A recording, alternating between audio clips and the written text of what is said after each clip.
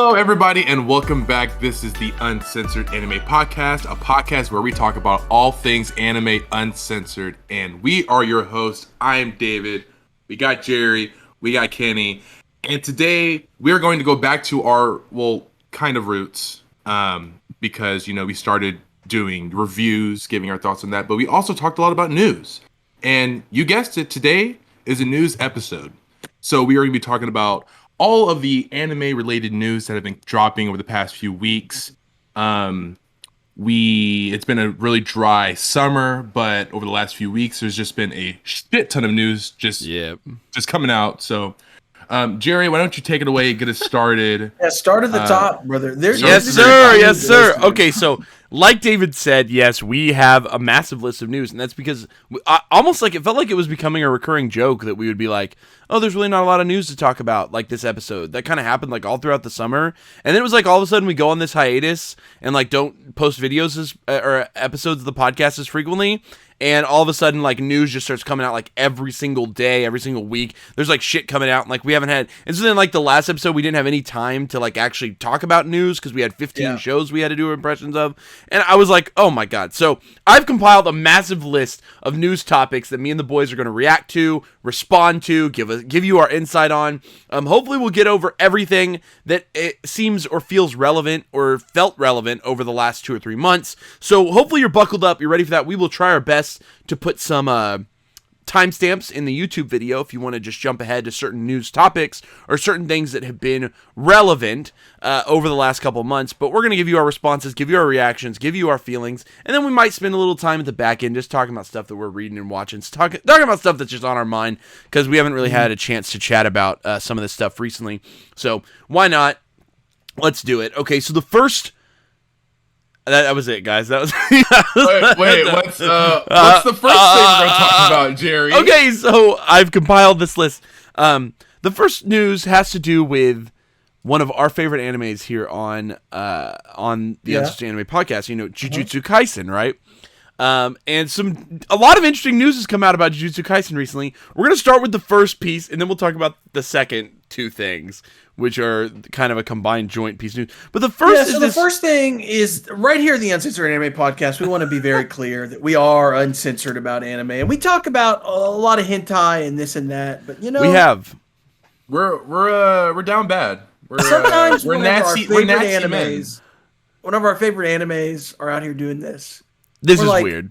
So, the first piece of news for those of you listening is that for some reason, a company in Japan has decided to make a live-action Jujutsu Kaisen adult parody film, which I'm not sure if that... I think that implies that it's pornography, but it also could just be like, maybe it's like an adult... the word adult just keeps getting put in front of it, so I'm not sure if that's a translation issue or what. Based off the poster, it's got 3 women on the poster, so the guys are completely absent from the poster, and it's just the 3 main girls. Yep. I'm not gonna lie, that gives me immediate like, oh, this looks like it's a porn. Is it a porn? I have no idea. But are the actresses? What have they done before? I haven't gone that deep into it. I haven't tried to look them up. David, you're the info guy. You gotta type in the search. I'm not gonna lie, I'm trying to research this because I want to see this so bad. Yeah, and I can't find any of it. David, I saw that they are releasing this right around the exact same time as the actual movie of JJK that comes out later this year, which I thought that was incredible marketing on the JJK potential porn project's part. So that way when people are looking up JJK movie on the internet, they're just going to keep finding. No, I hope there's going to be an autocomplete that says porn movie? Porn movie? Adult film? Movie? I really don't know if this is going to be porn. It looks like it could be porn. I have heard rumors and rumblings that it might be porn. And if it is, I think that's hilarious. I think it's ridiculous and stupid, but it's classic Japan. But wait, did y'all know that Panda's in the movie too? Oh, I saw the photo, David. Is he in like a jumpsuit? Oh, it just adds a layer to the porn to me because it's like his dick is gonna come out of a weird. It's looking real. Jumpsuit. It's looking real panda porn to me, man. Wow. Wow. If you guys look the picture up, it's looking pretty funky. Okay. This is This is crazy. But yeah, it's a weird topic, and it's been going around like all the anime news sites lately, though. I don't know if you guys noticed that. Like everybody's been sharing it, and I'm like, why? Why is this happening? Why are we sharing this? Mainly just because it's JJK live action, which is probably never going to happen seriously, at least not anytime soon. But I don't know. Yeah. Even though I feel like Jujutsu Kaisen low key is one of those ones that, like, you know, It could maybe work. I mean, what was that one they did on Netflix, Kenny? That's kind of, it's not exactly like JJK, but it's a Korean one. It's also got like Squid monsters. Game? No, it's got monsters. Maybe it's called like Sweet Home or something like that. Oh, I actually watched that. Is that right? Yeah, think I it's a have. Korean. I'm pretty sure it's based off of a webtoon, right, David? I think so. yeah, Yep. that is a webtoon. Yeah, so You know, that one's an interesting one because it's kind of got that same aesthetic to JJK, like monsters that kind of like come out. They're not exactly curses or anything, but similar sort of stylization. But beside the point, first piece, obviously, yeah, JJK porn. I don't know, guys. I don't know. Listeners at we home, gotta watch it. We gotta watch it. I found report it. back. We'll report. I found pictures. What? Look at his face. Look at his face. did you find the actresses or do they look like they Yeah. might be porn actresses, David? I mean, it's hard to say. It's hard to tell. Oh, okay, you're right. Because I mean, they could just be like cosplayers, right? Like, I mean, it's really hard to tell. But why is it called? Did you say that it's called Jujutsu Kaisen? Yeah, they changed the name of it, but I don't know what that means. I can't What remember. does Shijutsu mean? Is that like dick jutsu? No, that'd be funny though. Dick Wait! shoots. I mean, Oh no, because penis is Chinchin. yeah. Yeah. So if If it was chin jutsu, then I would be Shinjutsu? fully sold. I'd be I would worried. like, I'd be worried. This is a porn. For It's a sure. porn. But yeah, I mean, everybody on the internet keeps translating it as it's being described as an adult film, adult JJK film, which I don't. Again, I think that's like a weird. It's like, is it porn? Is it like a weird comedy parody adult movie? I don't know what they're going for there. I think I saw that the curses are not going to be called curses in it, right? I saw some sort of description. They're gonna be called lube. I think. No, they're not. No. But there is some sort of like a change to that. I can't remember what it said on the website though. But Right. it worries me. But they're gonna be called lube. On Jujutsu Kaisen news, though, on the flip side, there's a release date for the movie Jujutsu Kaisen 0. I think this has come a long way back at this point, but the official release date is it's coming out Christmas Eve in Japan, so December 24th. We probably won't see it here in the States for, my guess is 3 to 6 months after the Japanese release. That's my guess. So maybe by next summer we might get it here in the States, just based off the Demon Slayer timeline. So I think that would probably be my guess. And in addition to that, they announced that Jujutsu Kaisen Episode 0, which is already a manga, right? It was originally a manga. And they're now adapting it into a film. They've now announced that they're novelizing it as well. So there'll be a novelization, a light novel version of JJK 0 that you can buy as well. It does serve as, while it was like, for those of you that don't know what JJK 0 is it was, it's not always called this, but a lot of times before a mangaka gets their series serialized, they usually write what's like a one-shot version of their series to kind of sell it, or maybe, and then it turns into a full serialization. You can find a one-shot version of One Piece. There's one-shots of all these big series that existed beforehand. JJK has kind of piloted theirs as part 0 because, to my understanding, the author has essentially canonized that's part of the story. Like the character that was the main character in JJK 0, who he then kind of got rid of to replace with Yuji. He then changed his mind, introduced that character back into the storyline, into the main series. So it now has canonized it. So they've kind of been calling it JJK Chapter 0. He's already been mentioned in the anime. He's been mentioned. Yeah, the character's been mentioned. He's one of their upperclassmen. So we now see Maki and Panda and they know him too. Yes. Yeah. So essentially, the character exists. So now the JJK 0, it's a canon story now, to my understanding. Akutami has that way. Although if you read the original manga, the designs are a little bit different. I've read the manga itself. The designs are a little bit different. I expect the anime version or the movie version, just based off the trailers, it looks like they've updated all the designs to just look like the current story. They've updated all of that so that it just matches what we already know, and it just now works as like a canon backstory for this character. Then we'll go into next year's season with, I think the character should show up next season, right? In the anime? No, actually, no, it'll be a bit. It might be 2 seasons from now. Yeah. Okay, that's actually one of my biggest That's a good gripes question. with Jujutsu Kaisen. The popularity poll came out, and the character that gets introduced in Zero was second place, not having been introduced in the manga yet. He got introduced like 2 weeks after that. He took second place just from name alone. No, well, Chapter Zero. Chapter Zero. But he had not appeared in the serialization. Yeah, in the main series yet. Even though, I mean, he is a character in the show, right? Right. I mean, he's been mentioned by name multiple times. Okay, right, well, I mean, we have art of him. We know what he's pretty cool. Like. He's pretty cool. And it's pretty his cool. His ability is really cool too. Yeah. Well, yeah. You know. Wow. Yeah, I'm excited. I can't wait for JJK season 2. Honestly, the movie's gonna be fire because I remember. I gotta be honest. The current arc in Jujutsu Kaisen is so good, Jerry. It's one of the best arcs in. I've heard good Shonen things. Anime. And season 2 of Jujutsu Kaisen is going to be so good. I love Gojo. It's one of my favorite shonen arcs ever. Season 2, will it get to the big arc? I don't think so. I don't think it will. Isn't it right after? Because it has to do the small arc. There's a couple small parts before the big arc. It does the small. Well, I don't want to say too many spoilers. Right. Oh, I think I remember. There's that small arc where it introduces that other character. Yep.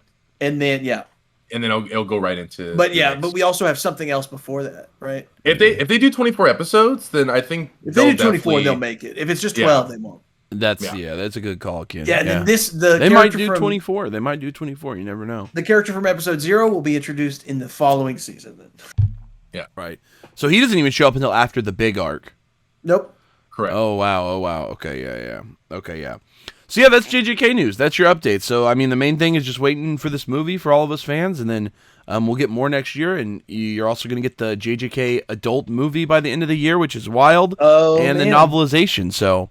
And for those that are curious, I know a while back we talked about Akutami taking a break. He's now back weekly, right, Kenny? He's not missing chapters anymore. Like I said, this arc has been awesome. Yeah. He took a pretty significant hiatus himself, a month or two, something like that. Yeah. Since his return, he's been consistently weekly. Okay. Well, the whole thing was like he had to have like surgery or something, right? And like he was like, I don't even want to really stop. And they were like, no, brother, just take a month and a half off. It was one of those things where, like, at least in the manga culture, mangaka culture, they're kind of expected to work 24/7. I mean, to my understanding, they don't really take breaks, and sometimes that can really wreck your health. And if something's going wrong, like to my understanding, something was wrong with Akutami, and they were like, bro, you need to go do this. And he was like, shit, okay, yeah, I'll do it. Yeah. But he's a young guy. I mean, I think he's my age, if I remember correctly. Like, he's 28, I think. So, like, I think it's one of those things where they're like, hey, brother, we kind of want you to be writing for a long time. Yeah. Oh, I'm sure. They probably want to make sure he's not going to Togashi his way out of this shit, Not get what? Well, Togashi's health is the reason why he's gone on such extended hiatus. Had such difficulties in the later parts of his life is because he just never took care of himself when he was younger. I think that Shonen Jump in general has been. I mean, with Oda, how the fact that he basically gets 1 week off. Oda deserves it. He deserves it. I think any Kaiju number 8 takes a break every 3 weeks. Well, Kaiju's not weekly though. It's a Shonen Jump Plus series, so it's always been its own schedule. It's weekly. It's weekly on Thursdays. It's not weekly. It's bi-weekly, I believe. Is Kaiju number 8 schedule? It's weekly. You're playing yourself, David. No, it's weekly. It's every. I think it's every three. Guys, everybody chapters. Get in the comments. There will be somebody that is right. I get notified every Thursday about a new. Get in the comments. I think that it right now started. Who you think is right? Let's see. It probably started. I thought it started weekly or started. I thought it started one way and then switched its publication to be like bi-weekly or tri-monthly, some sort of like alternative schedule. And that's because like a lot of Shonen Jump Plus accounts. I remember a lot of Shonen Jump Plus series have done this where they have like Spy Family has an alternative schedule too, right? Like a bi-weekly or something. Yeah, they do. Yeah. I thought that I do think that it started weekly. That's what I'm thinking at least. I remember I know for sure Kaiju number 8 was weekly at some point, but I thought it was no longer weekly, but maybe I'm just forgetting. It's weekly now. So so the mangaka publishes a chapter every 3 weeks, and the 4th week they take a break. So that's just not. I don't even know what to call that then. At that point, I mean, the Oda schedule is what I'd call it. It's the Oda schedule, yeah. Yeah, I mean, there's no other like publication that like consistently does that scheduling. You know what I mean? Yeah. Like for most of the other publications, it's like weekly or bi-weekly or Right. monthly. It's like very consistent. rarely It is you have kinda like super smart though. what, just doing like an every 3 weeks sort of schedule. You just instead of if you just pull Yeah, why 3 not? shows, 3 things every week, and then it's like to me, everybody will get a break during the month. it totally makes sense to do like a 3 a week or a 3 a month instead of a. You know what I mean? I mean, 2 a month is. I think there are even some magazine publications, like traditional publications, that had a bi-monthly schedule, but I'm forgetting if that's the case. I'd have to go double check. But I do think they exist. I think they exist that have the bi-monthly schedule, like 2 a month instead of 1 a month. But no, yeah. So Kaiju's now doing a 3 a month schedule, which is it's just an alternative schedule, and that's the great thing about. For those that are listening that don't know already, Shueisha has Shonen Jump Plus, which is their digital platform. I mean, that is essentially, it's this, I don't even know what to call it. It's the cousin magazine to Weekly Shonen Jump that essentially encompasses just all of Shueisha's other properties, and they just kind of let them publish on their own. Like they can kind of just do it whenever, because it's all straight to, there is no physical magazine coming out every week, right? Yeah, it's all online. Yeah, it's all, which is it's all digital. Mm-hmm. It is very cool. Okay, yeah. All right. Down the rabbit hole we went. In Kenny news. Line number 2. No, I'm about to say in Kenny news. Devil is a part-timer. This blows my mind, boys. Devil's a part-timer has announced they will be making another announcement on December 12th. So this is not an announcement for release. It's an announcement for an announcement, which is starting to really piss me off. I'm tired of announctements of announcements. That's what that Spider-Man shit. You know what I mean? Like, what the fuck is that, dog? Wait, isn't the trailer supposed to come out today? For what, Spider-Man? Why am I watching Tom Holland watch the trailer? Exactly. They announced that the trailer was going to come out. I hate that, dude. It never came out. Or maybe it's about to hit. Like, maybe it's going to hit while we're recording. Yeah. So yeah, here's the thing. So Devil's a Part-Timer has announced that at this event happening on December 12th, they will be following up with additional information about Season 2. I believe really early this year, we reported on Season 2's announcement. We did? While we were in one of our previous episodes. So now we have a date for more info. We don't have a date for the season yet, but we have a date for more info, which is December 12th. So be on the lookout for those of you listening. If you're, Kenny, I think you're the only one. David, you haven't watched it, have you? Or have you? No, I haven't. Yeah, me neither. Kenny, you watched the first season, but I believe you think pretty high, like it's pretty good, right? It's a really fun reverse isekai. Mm-hmm. It's this, like if you like Miss Kobayashi's Dragon Maid, you'll like Devil's a Part-Timer. I mean, it's basically like Great Jahi, right? So, yeah. Similar. Great Jahi's reverse isekai. Yeah. Yeah, but it's a boy, David, not a cute girl. It's a boy, not a cute girl. It's a boy. It's a cute boy.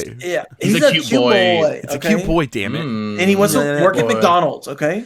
I thought is it called some different? Isn't it like McDonald's? Yeah, some stupid like made up. I don't know. I just always say McDonald's. Well, I feel like the one that comes up. I feel like WickDonald's, like they flip it upside down like the W.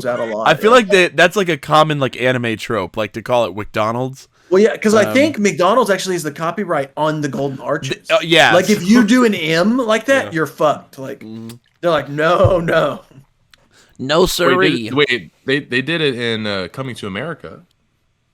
Well, they probably just bought the rights. Yeah. Probably just paid for it. I'm sure most companies. Hollywood movie with Eddie Murphy at the height of his. They probably paid. Yeah. Or hell, maybe paid for it. Maybe McDonald's maybe even done a little partnership. Was with like, them. hey, McDonald's like, hey, McDowell's. That's what it was. Oh, it's McDowell. Oh, they changed the name. McDowell's. Okay. Yeah, they did. Yeah. All right, so yeah, Devil's a Part-Timer. More news on December 12th. Fans of the show, hopefully you guys get more. My guess is it's probably either going to be. I bet it's not going to be a winter show, but my guess is it's going to be a spring or a summer show next year. That's my guess. Probably spring. Probably earlier next year instead of later. I don't think it'll be some like late like fall show next year or something. But yeah, beside the point. Next note, Attack on Titan news. I hate Attack on Titan. I know. I wish we could put the image up somewhere, but we're not all about that editing mumbo jumbo here on the podcast. You should just blank Since some out. of you guys might be listening. Blank out my square. Says Kitty hates Attack on Titan. No, but essentially, Attack on Titan released its final like key visual for the new. It's not even a new season. It's the final season part 2, which is also a new dumb thing that anime does. Where instead of just like Mushoku Tensei is in season 1 part 2 right now, Even though they took a break. But we're getting the final season part 2 is supposed to start in January. No date release yet, but my guess is early January, since that's when winter starts. So they'll hit us probably with a winter start date. But final season part 2 has released its final key visual. It's a really cool image. Eren on one side and sort of like a shattered glass on the left side of the image, and in the glass is sort of like all the characters and all the people from Attack on Titan.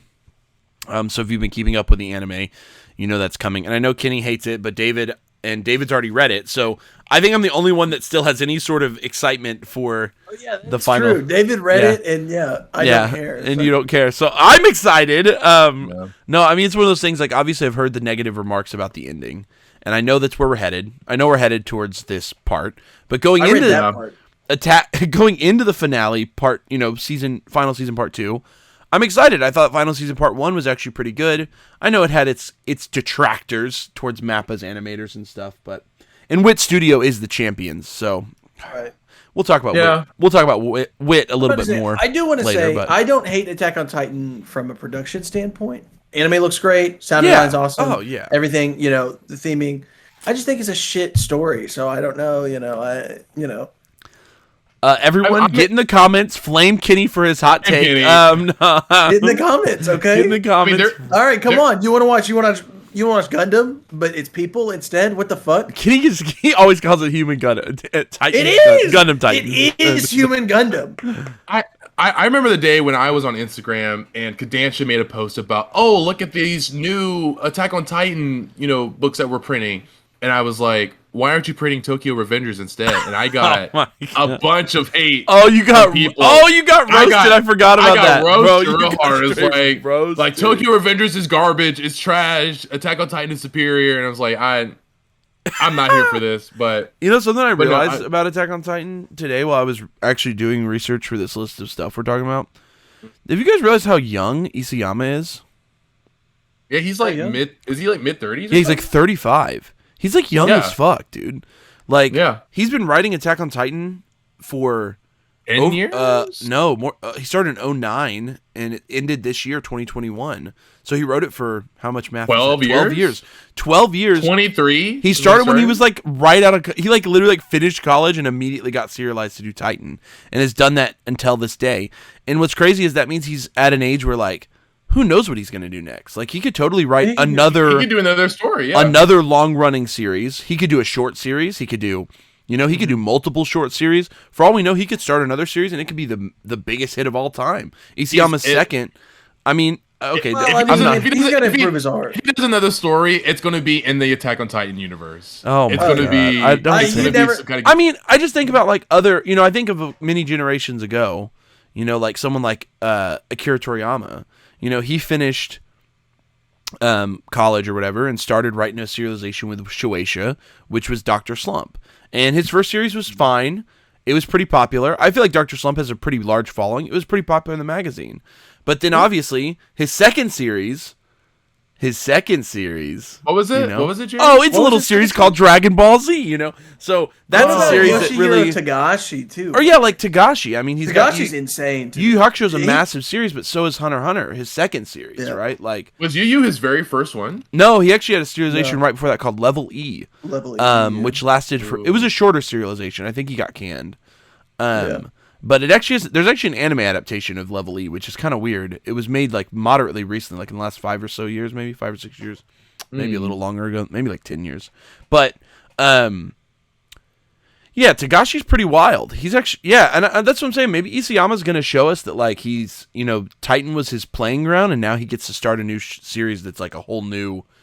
I mean, Sui Ishida is kind of the same way. He did Tokyo Ghoul for the last 10 or so years, and now he started Chojin X, and you mean Tokyo Ghoul Riri? The most Riri? All of the Riri. Chojin X is basically Tokyo Ghoul Riri. Well, so Ishida's writing Chojin X, and I mean he's also kind of in the same age range as Isayama. They're kind of in the same like cohort of mangaka is what I would consider them. They kind of came in at the same time, and I mean I don't know what's Chojin X. I haven't read Chojin X yet, but I don't know. Maybe it's going to be a bigger hit than Tokyo Ghoul. Probably not. I don't think. But I've been reading it every week since it's come out, and it has an irregular release schedule. Yeah. It's just whatever he another manga. Sorry, you can finish your thought, David. I had a No, it's not. It's not important.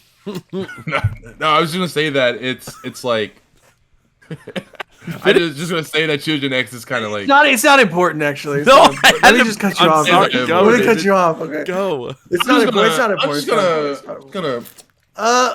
No, it's just like a very basic story. Nothing really that interesting about it. The art is probably the best thing about it, but I think that's the best thing about Sui Ishida's stories as like in general. It's just like the art's real good. So they should pair up actually. Let Ishida. Whoa, Kenny. You're acting crazy, dog. But I think the story is shit. So actually, I don't know. Yeah, I think both of their. I haven't read Tokyo Ghoul, so I can't really shit on Tokyo Ghoul yet. But I feel like both of their story writing is like pretty similar. I'd say it's pretty similar. Isayama's art is also poor, so I don't know what to say. Like, I don't think that Ishida is that great of an artist. I think he's better than Isayama for sure, but he's not like he's not like Yusuke Murata. He's not like Takeshi Obata. Like those are like mangakas that it really throw down when they draw. But I was just gonna say Yusei Matsui. Ichiro Oda. Yusei Matsui, his very first series was a pretty long-running serialization called Majin Tantai no Gumi Neuro. That was a really pretty moderately popular, is what I would say, right, Ken? And then it was it was in the game. So, but his second series, Assassination Classroom, is arguably a much more massive hit. I love the Assassination Classroom. Yeah, Ass Class is definitely like his big thing. And I mean, I hate to say it, but his third series now. He's now on his third series. He already has 2 series that had like over 20 volumes. And now he's on his third series, and I already think this one's going to be pretty massive in my opinion because it's doing really well in Japan. It's not doing super well to my understanding to a lot of US or American speakers, but in Japan it's doing quite well. It's a historical fiction series, Elusive Samurai, so I'm not sure. Japanese history. We'll see how far it goes. There was like imagine if there was like a George Washington anime. Like, I'd probably be into that. Probably be pretty sweet. He owned slaves. Fuck him. Yeah, wait, yeah, fuck George Washington. No. I mean, there is an anime about, or there's a manga about freaking, I read a little bit of it. It's by the guy who made Prison School, and he wrote a manga about an American folklore hero. He's a black guy that plays guitar really well. It's called the Devil Folk Blues or something like that.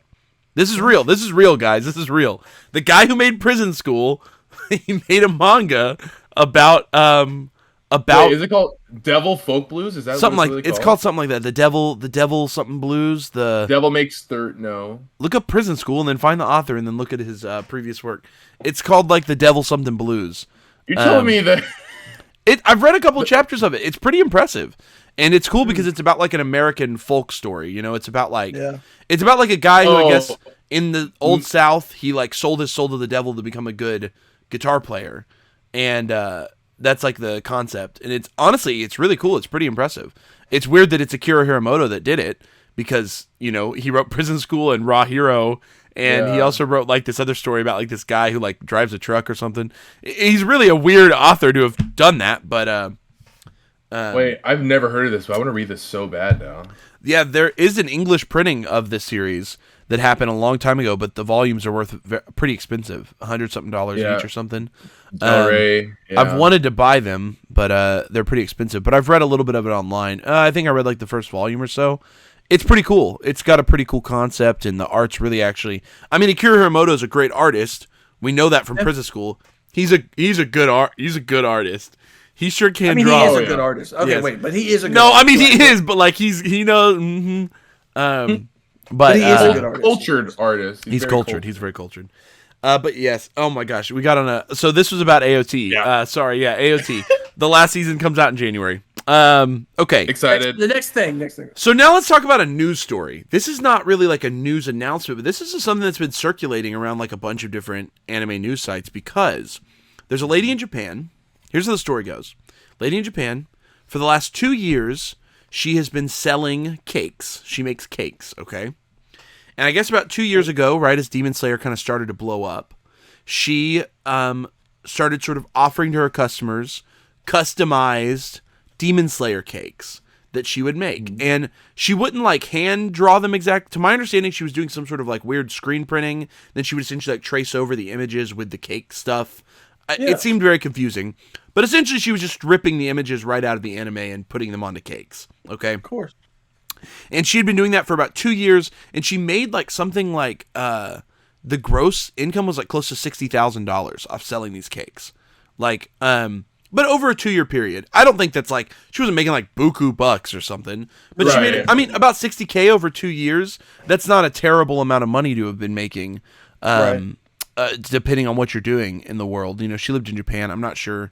But, you know, in the US, $30K a year, it would be a pretty tough amount to live off of, but you could squeak by. You'd be living in poverty. But if this was just her side hustle, she made $60K on a side hustle and had another job on the side or something, that's kind of a lot of money. But I guess, and this is, I think, where a lot of people are interested in this, the company that owns Demon Slayer's like distribution rights, they like found out and like shut her down, like, and are trying to take her to jail or like court or some shit. And I was like, dog, what? I was like, she just like slap a fine on her and move on. Like, you know, you don't have to like try to put her in like she was just putting Demon Slayer images on a cake, dog. Like, yeah, I don't know. What do you guys think? I mean, she's like making those from scratch too, so it's not like it's like she's still baking the cakes. Fuck, she's still making the cake. Mm-hmm. It'd be like you making like Pikachu cakes and like being fined or arrested for it. Like, right. That seems a little harsh. I'm about to say, don't people make cakes all the time with like, I don't know, like pieces like that? I don't know. I think it has to do with something about, I read like a little bit of the story. I think it had something to do with the process she was using. Like, she wasn't, it's like, it's one thing to like look at an image of Demon Slayer, draw it by hand yourself onto the cake, but I think she was using some sort of process that was essentially taking the images like, dot for dot, and printing them onto the cakes, essentially making them look like licensed products when they weren't. Sure. And I think that's maybe why they're a little more like concerned with her. I don't know, but again, I still think it should be more like, to me, this is like send a cease and desist letter and move on. Like, I don't know, you know what I mean? Like, you don't have to pursue some lady that made $60K off Demon Slayer cakes. You know, damn, she was selling these cakes for $130. Oh yeah, they were expensive cakes, dog. I'm not saying the cakes lady are expensive. But like, the materials and time. I mean, it makes sense. Dude, I could go to Walmart and get me like a $10 cake, and it'll be just as good. Did you see the cakes? They look nice. They're good looking cakes. I mean, they look nice, but like they look like I would want to better than a Walmart cake. You know, better than a Walmart cake. Right, better than a Walmart cake. I mean, custom tastes better too. Custom cakes are definitely like an expensive, like a thing. Yeah. Go try to buy a bridal cake, David, and tell me how much you have to spend on it. It's hundreds of dollars for cakes like that. Don't be doing that too soon, though. Okay? Yeah. Oh yeah. Whoa. David's not a married man. Maybe one day. Maybe one day.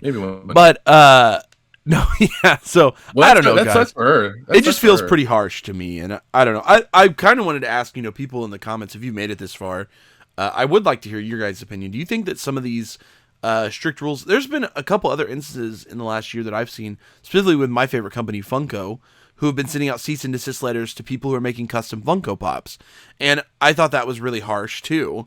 But I don't know. Maybe I don't know. Are they just that like scared of their IP being stolen? I don't know. Yeah, I guess just like that money hungry, because they're like, oh, you're making this custom pop, let's find you and then make it ourselves. Yeah, that's fucked. I don't know. Does that happen where they like see custom? There are a lot. There are a lot. They'll steal the idea. I've heard. Yes, dude. I've heard that. I mean, there's Alec. It's like a guy will make a custom pop, and then a year later, magically Funko will also make the same idea. There's no way to like really prove that they stole it from them, but I know there was one instance kind of recently where there's this customizer in the UK, and he had made these like line of like Galaxy print Galactus pops that he did. And like a year later, Funko came out with a Galaxy print Galactus, and it was like a big rare exclusive. And the guy was like, okay, wait, Funko definitely knew mine existed. They interacted with me about it, and like this is more than enough time for them to have produced this based off my design, and it literally looks just like mine. So he was like, okay, yeah, this is kind of fucked. But then a lot of people came to defend Funko on that. They were like, well, it's Funko's IP, it's your fault, And so I thought that was interesting. People were like kind of defending Funko's decision to take that, because it's like they were like, but right, they're like, it's our stuff. Yeah, that essentially they were like, you were painting on our figures, it's our figure, it's our IP. We own the Galactus IP, not you. But it's a lot. So I feel bad for the lady doing the cakes, though. I just think for the cakes, like, you're one lady. I don't know. But, no, I do too. So yeah, that's harsh. That's extreme. Let her keep her money. On the flip side, another wonderful news story that I found while we're doing some research. Did you guys hear about this middle school in Corpus Christi, Texas, that sent a letter out to their parents saying, essentially warning them about the influence of anime on middle schoolers? Okay, I gotta find the exact letter because I have to read it to you guys. I was thinking anime was gonna be devil worship at first, but now I'm thinking I know what's. No, they just warned that. Okay, let me see. Okay, yeah, here we go. Texas middle school principal. Let me see if I can find the letter. Oh yeah, here we go. So Toloso Midway Middle School. Okay, this is in Corpus Christi, Texas. This is the email they sent out on November 11th, so just the other day. They said, "Dear TMMS family, it has come to our attention that some students are being influenced by anime, a genre of graphic animation available to anyone on social media. Please be aware of what your child may be watching on their devices while online. At TMMS, we promote health and safety. We strive to surround our students around positive experiences that promote good decision-making. Respectfully, the principal." Wow. What does that mean? Guys, what the fuck is that? We promote health and safety? This reminds me, actually, of that conversation I had with that lady at the bar at Medessa. No. Oh, that's true. Yeah. She was like, is anime like, it's just porn, right? Like, it's just pornography. And I was like, no, it's not. I mean, there's hentai that exists, but like it's there not just... is, yeah. It's like that's like me saying wrong. Like, oh, movies? You've watched that's just porn, right? That's movies just porn, are just pornography, right? No, like, I mean, there are porn movies. Yeah, yeah, exactly.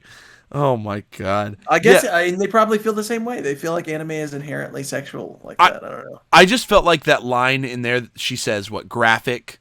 She said a genre of graphic animation. Right? Yeah. What the fuck does that mean?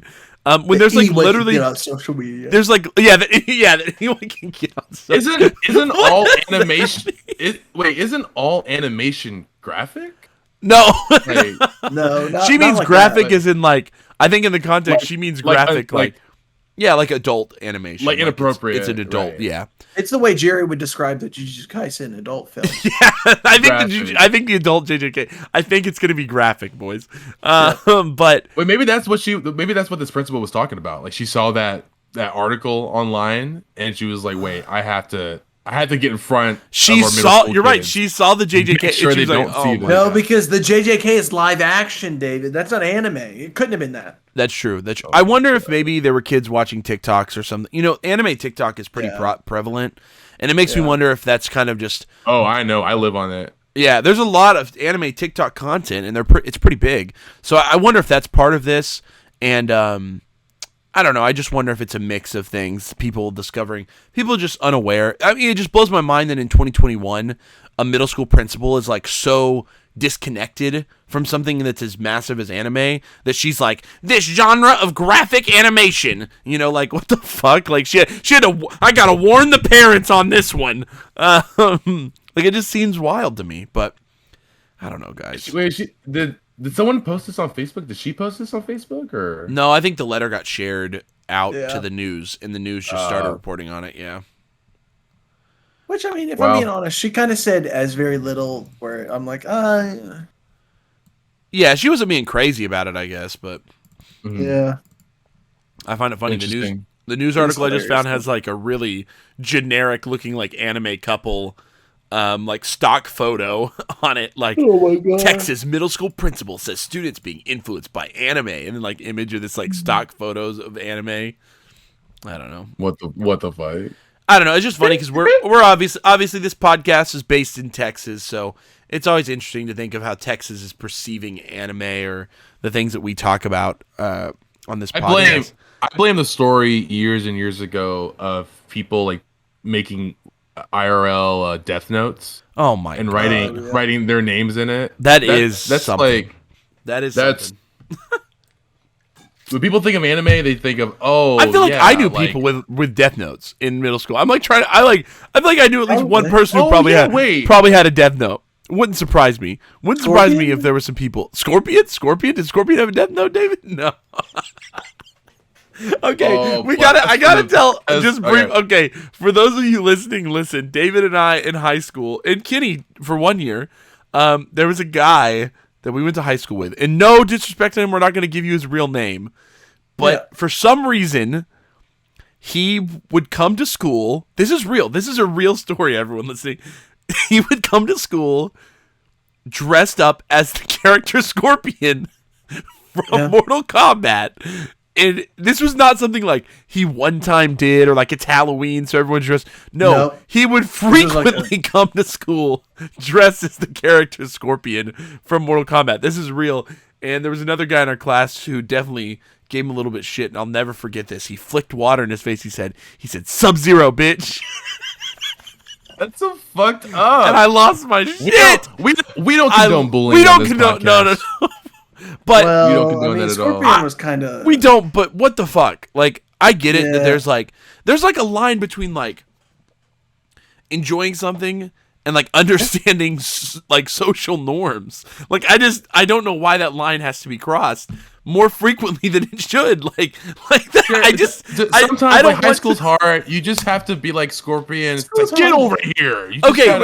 That would be fine. Okay, maybe he comes to school just Scorpion a couple times. Fine. It's his life. He can do whatever he wants. It was too often. It was weirder. Much too often. It was weirder what they did, which is they would constantly and frequently, him and his buddy, they would draw Sonic the Hedgehog pornography. And that adds a layer. That adds a layer to all of this. That adds a layer. It makes us go, okay, like, we have to question.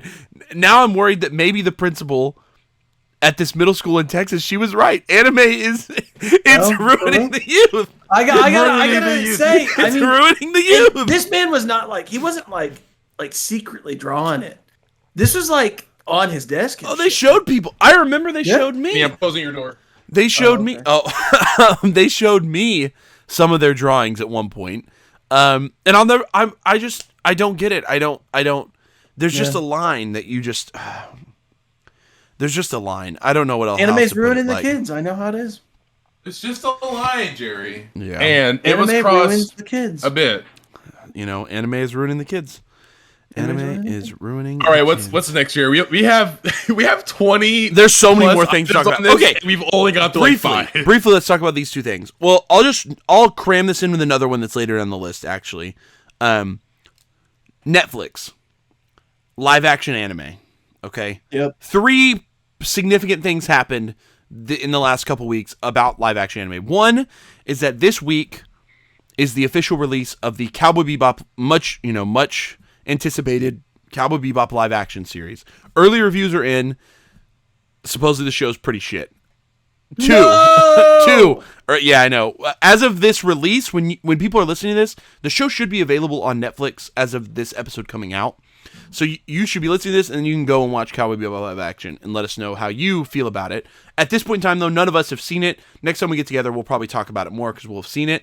But early reviews came out before we recorded, as of now. I've read a couple of them. It seems a lot of people are using the word soulless, a pale comparison, just not lives up to the story or the experience of the anime. It feels like it's only Cowboy Bebop in look. That's some things that I was reading, that pretty much everything else falls short. The action doesn't live up, blah, blah, blah, blah. Man, the trailers look so good, though. I know. Oh, no. It's almost like, it seems like just based off the reviews that they nailed the style of it, but the substance wasn't there. And that seems to be what fell short. Which means it might be, for some of us that are fans of the series, it might be fun to watch, at least, because, we already know the substance part, so we're kind of just in it for the style part, so we might kind of enjoy it. I don't know. But but on a flip side, the live action cast of One Piece was announced. Oh, sheesh. Have you looked at it, Ken? I've seen some of them, I think. Okay. Wait, is it all the Straw Hats? They announced the initial 5 Straw Hats, the actors that would be portraying them. Aren't people complaining online about Nami's casting? No, okay. I'll tell you. They're like, "Where's the chest casting?" Okay, we need giant titties in these shows. The girl cast as Nami doesn't have massive boobs. The guy cast as Usopp is black, which I think a lot of people disagree with. They didn't want him to be black. And then the guy cast as Sanji is, other than the fact that he's a blonde guy, doesn't look build or shape-wise a lot like Sanji. So I think a lot of people had some hesitations about him as well, especially because in his cast reveal photo, he's like bald for some reason. Like he just, and that's not for some reason. The actor just generally has his hair shaved. Right. But he's a blonde guy. He's got blonde hair. It just generally keeps it really short. Well, obviously Sanji's known for having, long hair that covers his. So I think a lot of people were kind of taken aback by those three casting choices. I think the Nami boobs thing is like a joke. I hope so. Because everybody seems pretty happy with Emily Rudd being cast as Nami, because she is a genuine. There's like some legitimate proof that she is a longtime One Piece fan. And it's mainly because her social medias, if you scroll back far enough on all of them, she's been talking about One Piece on her socials for years. And this is when, long before she ever knew she was even in the running, or even before the One Piece live action had been announced. So this isn't like some weird, what's it called? Like guerrilla marketing campaign to make us love her. But it's like legit. She like legitimately was a One Piece fan before she got cast. So that's pretty cool. The Zoro casting is pretty spot on. Really good. I like him. Yeah, Makinyu. Yeah, I think he's going to be dope. And he's also known for being he's been in like a lot of live action anime. Yeah. He was in Rurouni Kenshin. Yeah. Oh. And he's also cast to play Seiya in the upcoming Saint Seiya movie as well. But but that's all in Japan. He speaks I guess he speaks both languages, but his predominant is, or not predominant, what do you call it? His primary? No. His primary language? What do you call that? The language he speaks mostly is Japanese. Language. His native might be right. He's a Japanese person. He was born and raised in Japan and speaks Japanese, but he also speaks English. And that's another interesting part about this casting is that a lot of the actors, 3 of the 5 are non-American, so not from the U.S. So only Usopp and Nami are American actors. The other 3 are all non-American. So the guy who plays Luffy, he's predominantly known in Spanish-speaking countries, and has actually been on a couple other Spanish Netflix shows prior to this as well. And the girl who plays Nami, she's also been on some Netflix stuff as well. Primarily the, y'all remember that Fear Street movie or something? It was like a 3-part movie. It had Sadie Sink in it. Y'all are both like, no. No, I don't know. Fear Street, I think, has some sort of relation maybe to the Goosebumps franchise. I'm not sure. I'd have to look that up, but maybe it's by the same guy originally. Oh, yeah. R.L. Stein made those. Fear Street's also... Okay, so there was a 3-part movie trilogy that came out last year, I believe, called Fear Street. Emily Rudd, the actress playing Nami, played a role in 2 of those 3 movies, I believe. So, not a huge role, I don't think, but quite a few lines from her character. So, if you want to see some of her acting, that's one place you can check her out. And then, Inaki Godroy, I think is his name. He's been in a Netflix show. It's called... I'll have to look it up, but he was in a Netflix show pretty recently. And then Taz Skylar, the guy playing Sanji, he's pretty much known. He's been in a couple bit parts in movies, but mostly known in the UK because he wrote and directed a stage play recently that was nominated for some big awards. So he seems like, at least acting-wise, the 3 of them have a pretty good rap sheet of acting. And Makinyu, obviously, who's known for being in Rurouni Kenshin. He also played Okuyasu in the live-action JoJo's Bizarre Adventure. Yeah, another weird part. But the main actor that I couldn't find a ton about is Usopp. And Usopp's actor, he's done a couple bit roles. I don't even want to use the word a lot. He's done a very, very few bit roles, including a character on like an Oprah original show. Not Oprah. What's Oprah's network called? OWN. Yeah. There's like a show on Oprah's network that he played like a small role on. And that was like the main acting experience I could find from him that I was able to watch a little bit of. I think all of them seem pretty good as actors. And I think the look of them should mostly fit. I think the big thing people are worried about is the rest of the live action One Piece. Well, the directing, the scripting, the special effects, everything else that at the end of the day matters most. Yeah. I think from this initial casting, this looks really good. I didn't expect it to be, and they're not even like in full in like makeup or costume. Yeah. And like just even without that, it still looks like a pretty accurate casting. And Usopp being black, I mean, I'm for it. Fuck yeah. I kind of like that they like diversified the casting. Yeah, they seem to match the Oda did that thing in the SBS where he was asked like, hey, if the Straw Hats were in real life, what would their real life countries of origin be? And they actually the casting directors matched that for the most part. In that like Luffy would be from a Spanish speaking like I think he said Brazil was what Oda said. I think the actor isn't from Brazil but has some similar origins. And then I think Sanji was supposed to be French, which I think the actor is like British, but close enough, I guess. Right, European. Yeah, Zoro Japanese, and then they actually got a Japanese guy. I think that Nami was supposed to be like fucking Polish or some shit, like white essentially is what Oda was saying. Also Europe. Yeah, but like Northern European. Yeah, like Switzerland or some shit. And then he said, kind of looks like Pippi Longstocking. I mean, and he said for Usopp it would be Africa would be his country, which again I think that's pretty interesting. Because a lot of people tried to defend it. Isn't Africa a continent? Yep, I didn't mean country. I meant like just where. No, I think you're right.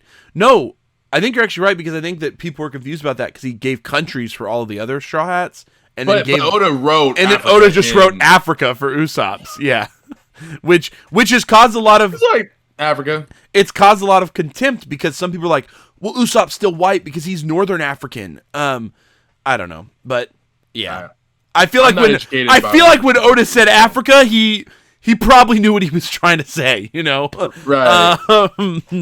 I feel like that was a pretty obvious one there, guys. But yeah, so that's One Piece live action news. So cast, everyone listening should go check out the cast if you're interested. I think that it's probably obviously with the Cowboy Bebop one too, the cast seemed good. It's everything else that's going to matter with this live action adaptation. Like, no, for real. There's a lot more that we have to wait and see. We do know the guy writing the script is a big One Piece fan. He's done a live stream before with a bunch of One Piece YouTubers. You can look it up. Good. He seems really knowledgeable about the universe. Additionally, the guy who's producing the show, like the head creative director, he has read the entire manga. And he actually cataloged on his Instagram, like as he was reading it, like some little notes because he read it after getting the job, if that makes sense. Like it was not like he had read it before, but he sat and read the manga after he got the job, which is pretty interesting. Okay. But yeah, so there's a lot of people behind the series, and Oda is directly involved in everything, to my understanding, at least to some small degree. Oda has been, it's continually reminded, and Oda even wrote a little note about the announcement, and he drew customized T-shirts for the actors to wear in the announcement videos, which I thought was super cool. That Oda drew them customized T-shirts for them to wear. So clearly Oda is excited to some degree about it as well. Do I think it's going to be good? I think the jury's still out on if this is going to end up being good.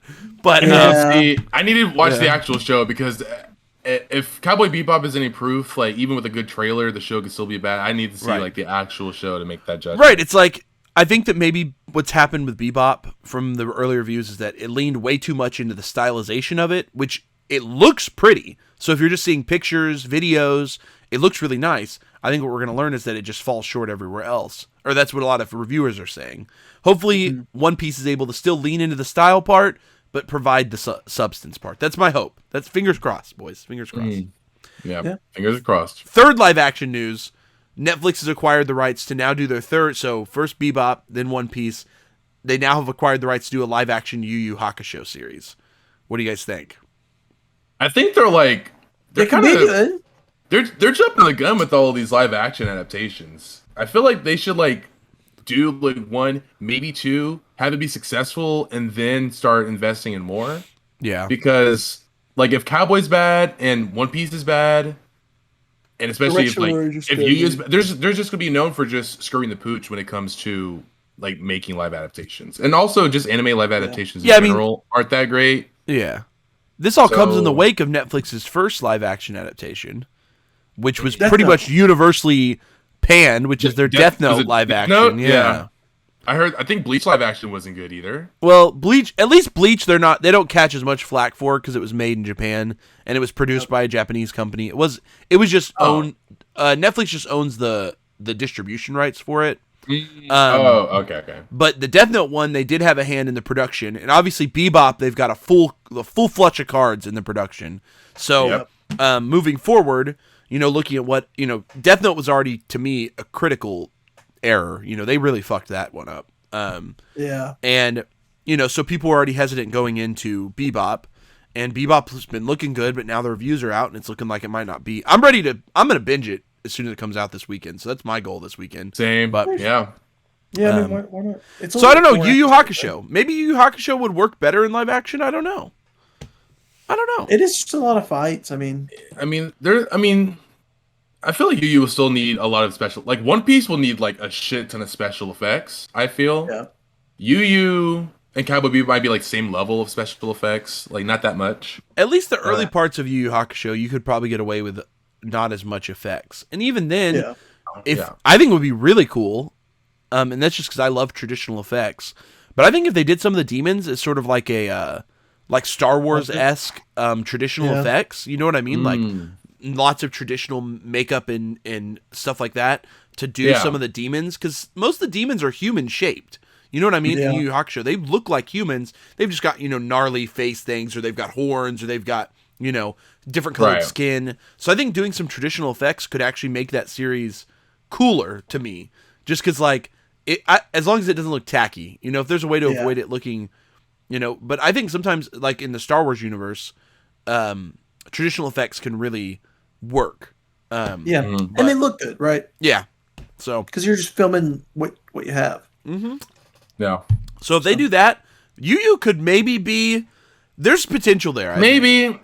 But I just think that unfortunately, it's hard to say. The unfortunate part is how that Luffy looks stretched. Okay. The unfortunate part is that Yu Yu Hakusho's storyline, when it's really pulled down, is really not that fantastic. The second and its most important arc, the one that's like the most heralded, is literally just a tournament arc. So it's like, you know what I mean? Like, I don't know what to expect. But cool fights, Jerry. Come on, it is fights. That's the big thing, is that it's gonna have to be cool fights. They're gonna have to pull off cool martial arts action and lots of super cool the choreography will need to be visual effects for that show to be fun. It almost is making me think of like what's that freaking Karate Kid show that everybody loves? Oh, Cobra Kai? Cobra Kai. You know what I mean? Like if Yu Yu Hakusho could pull off sort of that sort of vibe with the right sort of storytelling, it could maybe be fun. Whatever. Live action anime. Tell us in the comments what do you how y'all vibing on live action anime? Yeah. Have they dropped anything regarding a release date for One Piece? No release date yet. My guess is, they just announced the actors. I know the scripts have been mostly finished. I don't even think they'll film until mid to late next year. That's my guess. But so I don't think we're gonna see it. I don't even think we'll see a trailer until 2023. That's my guess for live action One Piece. And then maybe we get it by the end of 2023. Maybe it comes out early 2024. That's my guess. Because, like I said, scripts are finished. Production is starting. The actors have been announced. They really just have to start the filming process, which I think, unless they start the filming like early next year, which if that happens, maybe we could get it sooner. But, usually for next year. Usually for a full season after filming wraps, it takes about a year of post-production for the show to come out. So we'll see. Okay. Wait, speaking of live action, have y'all heard about the Spoke Rohan Kishibe live action? No. Japanese, I assume? Yeah, Japanese, not Netflix. I'm trying to see if it's going to be watchable for U.S. audiences, but I don't think so. Is it out yet, or is it coming out? It's airing December 27th through 29th, 3 consecutive nights for the 3 episodes. It looks like they're live action adaptations of the episodes that were animated on Netflix. Yeah, that's the story. So yeah, is that all of the Spoke? No, I think there's a little bit more to adapt. Araki does them like infrequently, the manga versions, and he just kind of does them when he feels like it. But I think there's still some that was left on the table, but we'll see. Yeah, well, that's cool. I didn't know about that, David. The pictures look dope. Like the casting for Rohan, it looks really. Is it the same actor that played him in the live action Diamond is Unbreakable? Oh, maybe. I don't know. I didn't watch the live action of Diamond is Unbreakable. Yeah, I just don't. That would be interesting if it is, because I think that was pretty well received, if I remember correctly. So, yeah. Okay. Huh. Okay. Whew. We still have a lot to talk about. We're going to start blazing. Well, yeah, some of these are just like announcements. Yomi no Tsugai. the first new manga to be written and drawn by Hiromu Arakawa in a while. This is the author of Full Metal Alchemist. She has been drawing the heroic legend of Arslan since Full Metal, but does not write that series, and is now coming back to write a new series called Yomi no Tsugai. The serialization has been announced. I don't think we'll get a first chapter for a bit now. I'm not sure when it starts, but December 10th. Hype or no hype? MMA was big. I'm hyped. I mean, so looks like it's going to be in the magazine issue of Square Enix's monthly Shonen Gangan. Yeah, that's I'm pretty sure FMA ran in that. Yeah, and it's going to be released on December 10th. Cool. So, with about a month from now. So, the cover looks exciting. It looks interesting, I guess. I mean, it's not really exciting. Yeah, did they release like a? I don't think there's even like a synopsis out yet of what it's going to be about. So, it did. The manga okay. centers on Yuru, a boy who lives in a remote mountain village, spending his time hunting birds and being one with nature. But one day, younger twin sister is called to serve in the jail at the heart of the village. Yuru slowly unravels the unnatural mystery hidden beneath his quiet village. Huh. Wow. So, sounds interesting. Yeah. So, not really much to go off of, but I'll read it. Yeah. Yeah, we got to check it out whenever it comes out. Check it out. Wait, how will I read it, though? Probably. Yo ho ho, he took a bite of gum. Yeah, yo. Okay. Freeman, don't give it a Luffy. Stone Ocean. Ready to go? It's got a date. And they're not doing the whole show at once. We're only getting the first 12 episodes. And that's on December 1st. So, how do we feel about that decision? Jolene. So, do we know how... Is there anything about... Oh, because Netflix owns the distribution rights for this. So, it's there isn't any like weekly airing in Japan. I did read that a company has worked with Netflix, is going to start airing the 12 episodes weekly starting in like mid-January. But it doesn't, it doesn't really like correspond with any, the worldwide release is happening for the first 12 episodes on Netflix on December 1st. So the entire world is going to get it simultaneously on December 1st, which is unique to say the least. So my frustration with like releasing 12 episodes at first, because they've done this with Eden Zero and what was the other one that we watched? Shaman King? Shaman King. How they released the first 12-ish episodes, and then we have like no news about when the next are going to be. Oh, there is released. News actually. It's coming out December 9th, I think, for the next batch. Oh, dope. Yeah. Oh. But I mean, still, it took a while. I think you do kind of forget about it, right? Yeah, I mean, it's been 2 months now or something. Yeah. Something like that. Which I guess like 2 months, about 12 episodes. Yeah, so that. I mean, I'll take it any way I can get it. So, because this is JoJo's Bizarre Adventure Part 6, featuring Jolene Cujo. Yeah. December 9th is when it comes out, boys, for Shaman King. For both? Volume 2 of Shaman King. I'm not sure when Eden Zero comes out. I don't know if they've announced that. But Volume 2 of Shaman King, so 12 more episodes will come out December 9th. Well, that's kind of exciting. Yeah, that's cool. Yeah. But it's a little later than, so people are trying to use, so the release of the Blu-ray Volume 1 of Shaman King, they were trying to use that as like a tracking to say like, okay, how long after that came out did the first batch come out? So they were thinking that the second batch would come out a little bit earlier, but this is a little later, so it's now coming out like 3 or so weeks after or something. It's kind of weird. I'm not sure what Netflix's like timeline is on this, or like why they're doing it this way, instead of just doing it week. I mean, obviously we've been getting Komi and Blue Period weekly. Yeah, it's like they can I do just it. want it to be consistent, I guess. I just want like the release to be consistent. Yeah. But I mean, it's JoJo, so I'll take whatever they decide to do. I'll be happy because it's JoJo. How many episodes do you guys think this one's going to be total? I think part 6 chapter length. I think part 6 is like the same length as part 4. What was part 4? 40 episodes? No, I think it was like 32 or 33. I'm looking it up. 30. Oh, you're right, Jerry. 39 episodes. Okay, I think it'll be about 40-ish episodes. Yeah. I wonder if they'll do Maybe it in like 3 batches then. So you know what I mean? Like what? Maybe it'll take Probably like 3 so, drops of 12 to 14 episodes each drop or something. 12 to think yeah. so. Yeah, that's probably what it'll be.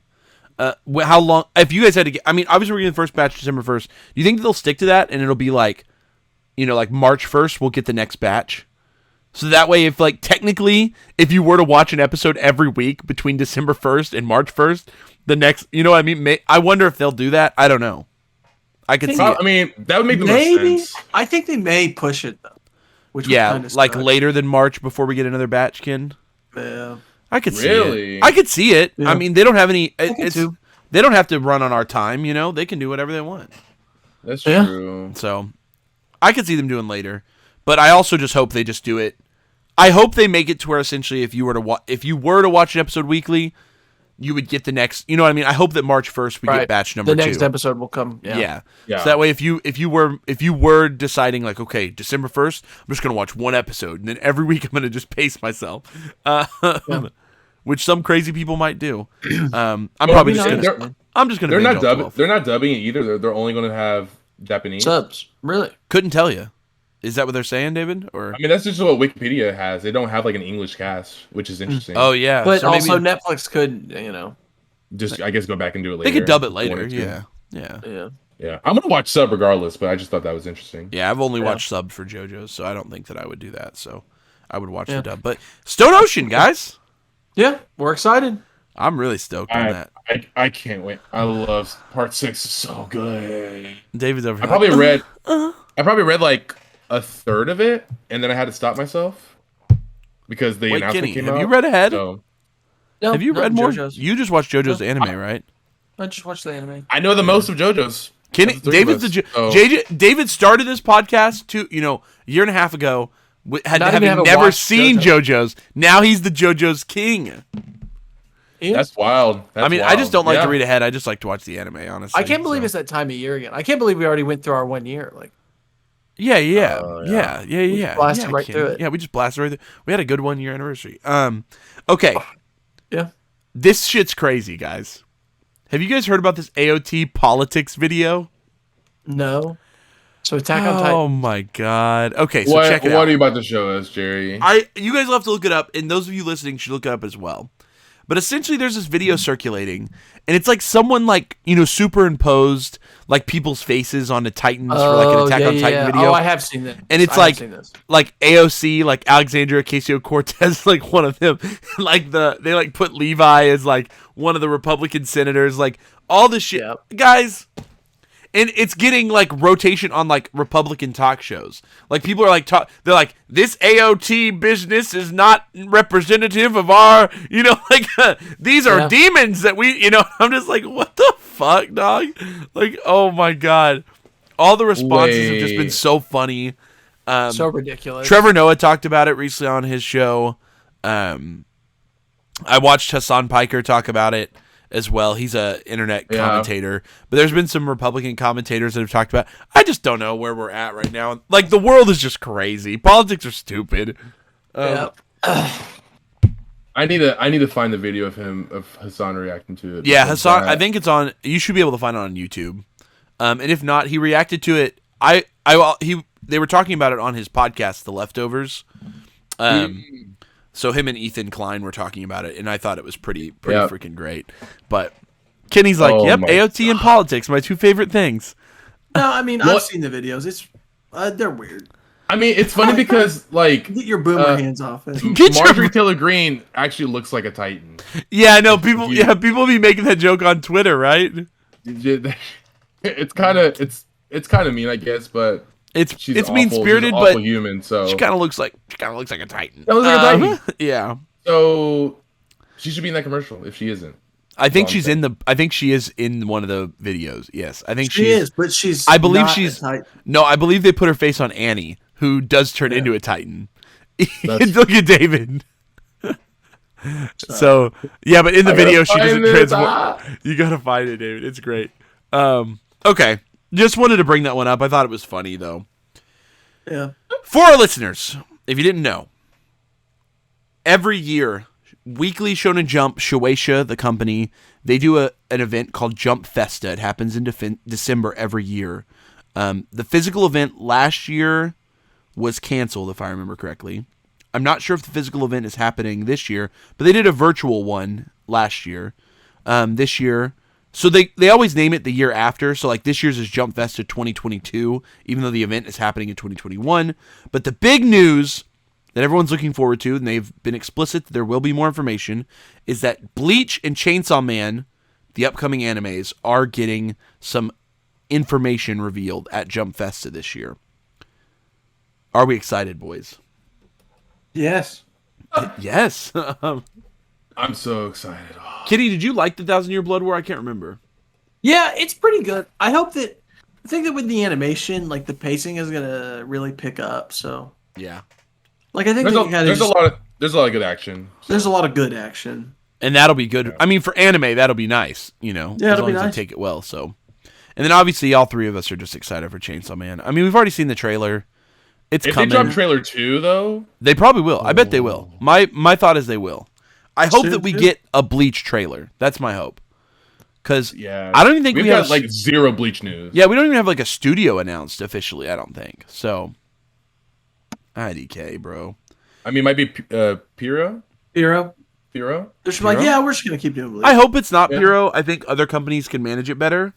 But if it is Puro, they did a good job for the most part. So I hope they put a lot of resources and effort into the last part, you know.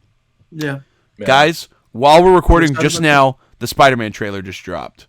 No So way. we can't. No, let everyone save it for after. When we're done recording, we'll watch it later. The new Spider-Man. So now you guys could date us if you know. This lets you know when we're recording this. But the new Spider-Man trailer just dropped while we were recording this episode. Oh, I literally just dropped. Wow. Okay. Let's move on though. Jump Festa. We'll probably talk more about Jump Festa after it happens because a lot of different, more than just Bleach and Chainsaw Man news will drop. There'll be news about a lot of Shueisha properties at that event. Oh, yeah. So I thought this was an interesting piece of news, guys. 2021 is the first year the anime industry saw a decline in sales. What do you guys think about that? I think maybe. Wait, don't like know. what? Like sales? What? Sales of what specifically? Like DVD? Just in general. I think Blu-rays, or- in general, like the, to my understanding when I saw the statistics, it was like general, what's the word here? Like total gross revenue of the industry as a whole, I believe is what Right. it was referring to. So that means everything, David. In the stats I was looking at was showing that every year for the last like 20 years, the industry has only gotten larger, becoming, you know, a 8 billion, 9 billion, you know, such a large industry, right? Yeah. But the gap between 2019 and 2020 was massive. Okay? Yeah. And so what happened was we had a massive gap. 2020 was an enormous year for anime. 2021 was bigger than 2019, so it's still the second biggest year, but it actually fell a little bit from 2020, which I don't know what to make of that number, I guess. Yeah. I don't know. Was 2020 an anomaly year? Do we have to not... I think like- so. I think it was. I think a Yeah. lot more people were buying things online, especially. You know, and I think maybe we've just tapered back down. I do think anime is growing like crazy though, so Yeah. I wonder if Yeah. it's just gonna be a down year, just go right back up. I agree I with feel you. like I think because we kind of felt this within like the manga space online that near I want to say like a few months ago you could feel people were kind of like searching for those types of things less and less. Yeah. And so I mean maybe just as kind of like with COVID and pandemic like kind of ending and people are like out and doing things again, maybe Yeah. they're just not, you know, focusing about those things anymore or like watching anime as much or reading manga as much. So and maybe that can have an effect on sales as a whole. Although I mean I'm still spending a shit ton of money on manga, so I mean David! I don't know. David I don't know. supports the industry, guys. But it makes sense. But I Yeah. wonder if also like with summer being like a shitty season for anime that like people were like bowed out and then just like didn't come back. I mean, I'm sure there could be multiple reasons as to why, but I think those are like the biggest. Yeah, what do you ones. guys think about, like, I think maybe 2020 saw a huge rise in people who wanted to get engaged in anime. So that's why we saw such a massive spike. And in 2021, we're just seeing a lot of people who got into it. They realized, okay, maybe it's not for me, and have kind of bailed from the community. And that's more of a U.S. I'm talking from a U.S. perspective. I don't know what happened in Japan or how it was handled there or elsewise. I'm just saying maybe why U.S. sales may have impacted the larger, worldwide numbers as well. But right. Yeah, I think it's interesting. I don't think that the anime industry. I don't think it's any sign that the anime industry is going down. If that makes any sense. Oh no. Yeah. Yeah, I think that it's only going to keep going up. Oh yeah, like I think we talked about this in the previous episode where like the number of anime created this year, it's just like the amount of anime being created is like exponential over the past few years. So next year, I mean, there's gonna be more anime created, like airing that than the amount that aired this year. So yeah. I mean, I don't think that's going to change at all. I think that's just going to keep increasing. Right. But in terms of in terms of sales, maybe it'll like stagnate a little bit. Maybe it'll decrease even more. I don't know. Right. I guess we'll just have to see. Sheesh. Big sheesh, boys. Yeah. Okay, I'm about to run down my next couple lines are like a lot of stuff of like new stuff that's coming out, okay? Just go through all. So I'm just going to blow through all this and you guys can highlight whatever you want to, okay? Sure. Things that have been announced recently. New seasons of Tiger and Bunny, Bungo Stray Dogs, Kakaguri, Tonikawa, Inspector, and Kaguya Love is War all have had new seasons announced. Spy Family has had an official anime teaser announcement being produced by Wit Studio for 2022. Aoashi and Blue Lock, two very popular shonen, or I think they're both seinen soccer mangas, are both being adapted next year into anime. We talked a little about Blue Lock already, but Aoashi now has a trailer as well that's been revealed for its anime adaptation. Yeah, so two popular soccer manga are making their way to anime next year. Yep. My Dress Up Darling has released its first anime teaser trailer, which is going to be an early 2022 series, being done by Cloverworks. I believe most prominently known for Promised Neverland, I believe is one they did. Summertime Rendering, a Shonen Jump Plus manga series that was very popular, is being adapted into an anime series. I can't remember the studio off the top of my head, but Summertime Rendering looks very interesting. Mark Miller, a comic book artist, is having one of his comic books, Super Crooks, adapted into a Netflix original anime series. And it is an anime series because it's being produced and created by a Japanese studio, but it is being based off an American comic book. Very interesting as well. Mob Psycho has been announced for its finale season. It's season 3. Very happy about that. And what? Oh, sorry, you finish. You finish. On top of that, I think that's it. So those are all the new or upcoming anime releases that are coming to TV. Guys, what are your highlights? What are your lowlights?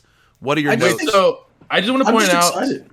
So Summertime, I'm also very excited, but Summertime Rendering, very interesting fun fact. Love the trailer. The trailer was really interesting. It's licensed by Disney Plus.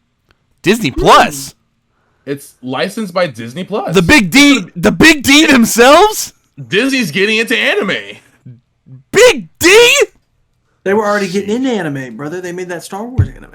They did make Star Wars. Well, that's Star Wars, though. Come on. I had already heard rumors that Disney was going to start licensing a couple anime series and even maybe making some themselves. So no way. I remember I heard a rumor about it. I don't know what the official announcement was, but it's interesting to hear that Summertime Rendering. So you're saying they're getting the distribution rights for the series? I believe so. Most likely? Or you don't know, David?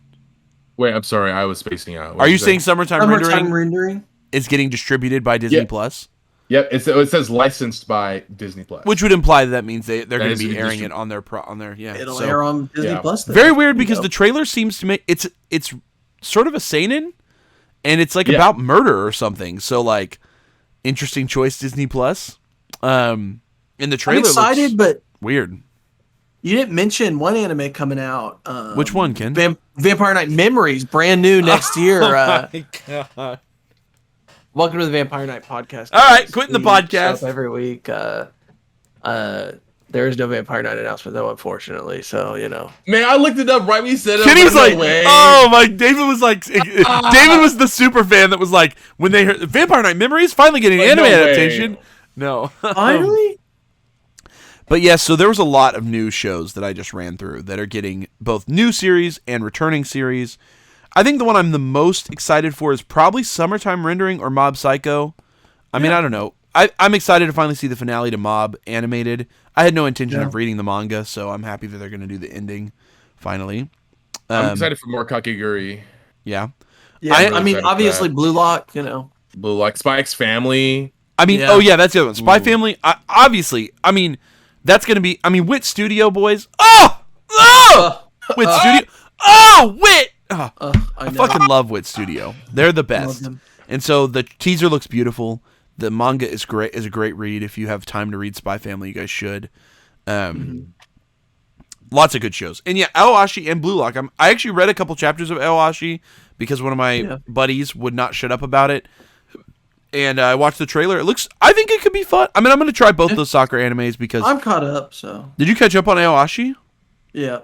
Okay, now that you've read both, Kenny, where do you stand on Aoashi versus Blue Lock? Is better. What are you saying? Oh, Blue Lock is. It's not even a question. Blue Lock is better than all manga right now. Like, I can't be more clear. I just know that I have a friend. He thinks he's caught up on both as well. He likes Aoashi better. I think it's preference. It shows off a different style of player too. Like, a playmaker is much different than a striker. Right. But so the lead character in both plays different roles. They play on the different team? positions. Yeah. Okay. Yeah. That's interesting. Okay. That's interesting. What's Tiger and Bunny? It's an older show. Yeah, older show. It's a mech show, I think. Yeah, there's mechs. I want to say it was an original anime. I don't think it was based off anything when it first came out. So I think they've now maybe made a manga of it. Yeah. Which is the Gundams. That's the Gundam company. Oh. Yeah. Does anyone care about that?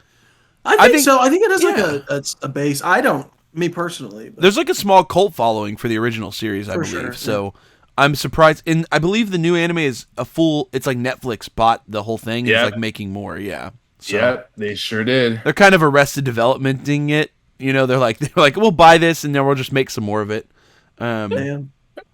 So it's whatever. Yeah, why not? And then obviously Tonakawa. We watched the first season here on the podcast. I don't think I'll watch season 2. I might. I think I'll probably watch it. I'll watch season 2. I still kind of want to know what the hell she is. Is she alien or a robot or what? Yeah, I don't know. I mean, I think that's where we're gonna be. Still don't know, but yeah. I mean, other than that, but yeah, that's a lot. And the Mark Miller thing. I think I'm really excited for. Did you guys see the trailer for that yet? Super Crooks. I did see the trailer. It looked pretty good. It's cool. It's kind of I think Bones is maybe the team that's animating it, if I'm remembering. Oh, I'm pretty excited. But it's weird to see Bones do an anime or a comic book. You know what I mean? Yeah.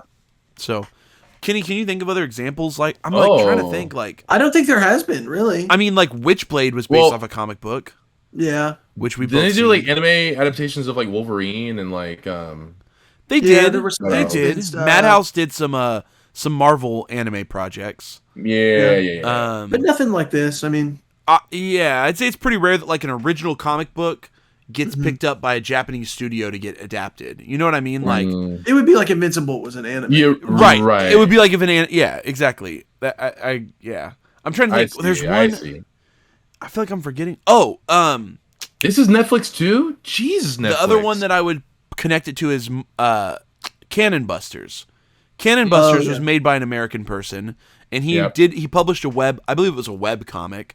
And then, but the thing that's weird about him is that he works in Japan and lives in Japan now. So, getting his comic book made by a Japanese studio, kind of a no-brainer because he was there, right. So, but I don't know.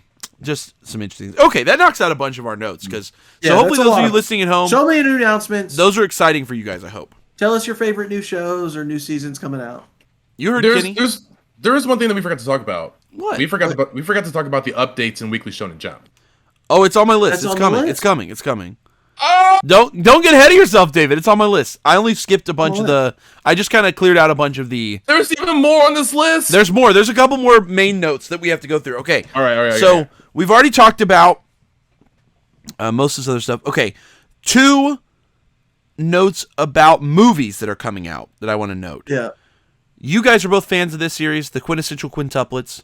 The finale movie has a date now, and it's summer of 2022. So the movie is coming out summer of 2022. Hopefully it gets put on streaming services pretty quickly. I'm hoping so that American audiences can enjoy it. It's going to adapt the ending of the manga. So essentially you would watch season 1, season 2, and then the movie, and that would be the complete story. So that's exciting for fans of that series. And Kenny, do you know the ending? No, but it's pretty clear. Oh, you guys. Yeah. Oh, David. I know the ending. No, David spoiled himself. Yeah, I read the manga. Oh, It's some did you? bullshit. Did you really? I don't know. You read can the see it on manga. a shelf at least. I mean, it's there, but did he actually? I don't know. I mean, see if the wrappings I have. I won't. Never mind. I won't say anything. The other movie that obviously got announced that we haven't talked about is Dragon Ball Superhero. It is the new Dragon Ball Z, Dragon Ball Universe movie. It's going to be a sequel to Broly, I think. It has some sort of connection to the Red Ribbon Army, which is super weird. I think some people are concerned about the plot that's been, and then also obviously there was a teaser trailer, and boom, it's 3D. Like fully the whole way. Like it's going to be full 3D. Look at David. Yeah, and Netflix also announced the sequel to Seven Deadly Sins, also going to be full 3D. They're going to adapt the sequel also for 3D. So, why go from 2D to 3D? I don't 3D know. doesn't look Cheaper, I good. I mean, you guys remember how it's beautiful cheaper. you guys remember how beautiful the Broly movie was, right? yeah. Who It did at, have some 3D animation too. it did, but who at Toei was like, this movie did so well, so critically acclaimed, did so well at the box. Let's just fucking do it the next one in 3D, dog. Let's just totally. They're like, scrap let's it. change it all. There's a trailer for it too. There's like Yeah. I'd say it's a teaser is the word I would use. Teaser. It's more of like a teaser. It's like a brief shot of Goku. He's like training, and then it like clips to some other quick things. Some sort of, again, Red Ribbon Army is like involved, which I heard someone complain like, what the fuck? Like, he fights gods and had like a universal tournament. Why the fuck is the Red Ribbon Army still in By this the shit? androids again, okay? Yeah, I'm like, okay, what's going on? He's got to go interplanetary to android every time. No, Oh my god. It's like this no guy one Piccolo from another cares. Yeah, planet, and then it was the Red Ribbon Army. The new Yeah. Seven Deadly Sins movie also looks dumb. It looks stupid. It's the sequel, also gonna be 3. I think it's adapting. gross. I think it's adapting the sequel manga, the one that's like about Meliodas' kid or some shit. I don't know. yeah. What the fuck? So yeah, I don't know. He got a kid though. He got a kid, I guess. Got a kid. Got a Spoilers. kid real Keep quick. writing. Keep writing. Yeah. Okay, actually, I'm watching this trailer and like, it's not that. It doesn't look that bad. Actually. Oh no! If Well, I if mean, someone's gonna we'll do see it it. best, it's gonna be Dragon Ball Z. You know what I mean? Like, Yeah, if it someone's doesn't gonna look do that 3D bad. Okay, maybe maybe I should knock it before I try it. I'm gonna try. We'll try it, but it's We'll just try it, we'll it's try it. just interesting. It makes me think about For Neverworld, a really popular YouTuber. Mhm. You guys know him? Yeah. For never news. Welcome back to another episode of For Never News. For Never News. But he did a rant video recently about how he feels like 3D CG anime is the future of anime. That companies are going to continue to rely on it, and 20 years from now, we may see a future where there are more 3D anime coming out each season than there are 2D. And I thought it was a pretty interesting perspective, just because like 20 years ago, all anime was still hand drawn, Yeah. And then there were a couple shows that started to do the whole CG, not CG, but like computer drawn art. And there were a lot of dissenters, like, oh, we shouldn't do that. And honestly, in the early era, computer drawn anime was kind of shit. I'm not going to lie. If you go look at some of the early 2000s, like computer drawn anime, it really was stiff, stale. A lot of it just didn't match the same feeling as that traditional hand-drawn anime. Yet still, I cannot be more clear. 3D looks so god awful, so unbelievably more bad than that. That it does. I don't think it's. It does, but maybe 20 years from now, with the right technologies and the right things, okay. There's one example that's come out that I think we can talk about that nails what I wish future 3D anime could look like, and that's the Spider-Man movie. What's it called? Spider-Verse. Spider-Verse. Spider-Verse. The Spider-Verse is one of the most beautifully 3D animated movies 3D I've ever animated? seen.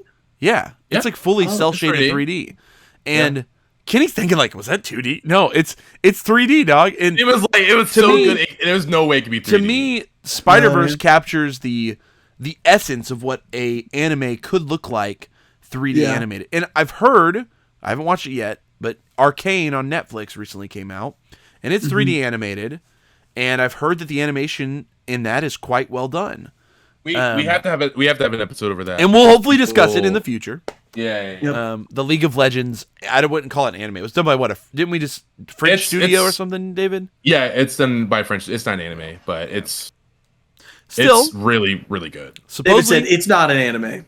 It's really it's good. not. It's not. It's not. No. It's not. But supposedly, with the right team, maybe in 20 years. Maybe Forever World makes a good point. I'm not sure. Maybe so. I'm not sure yet, but it is interesting to see properties like Dragon Ball Z opt to do 3D animation for film. I think it's interesting. I think it's just interesting note. Because Quintessential Quintuplets, that will be full 2D booby bouncing for you guys. So, just pure... actually, TQQ isn't even that ecchi, is it? No. I mean, there obviously is a romance. There is some, but it's not as ecchi as like some of the other shows. I think season 2 was more ecchi than season 1, but like even then it was like still pretty tamed, I'd say. Yeah, right. In comparison to like other stuff, so yeah, it's just more focused on the romance. Right. Okay, I'm going back up my list, guys.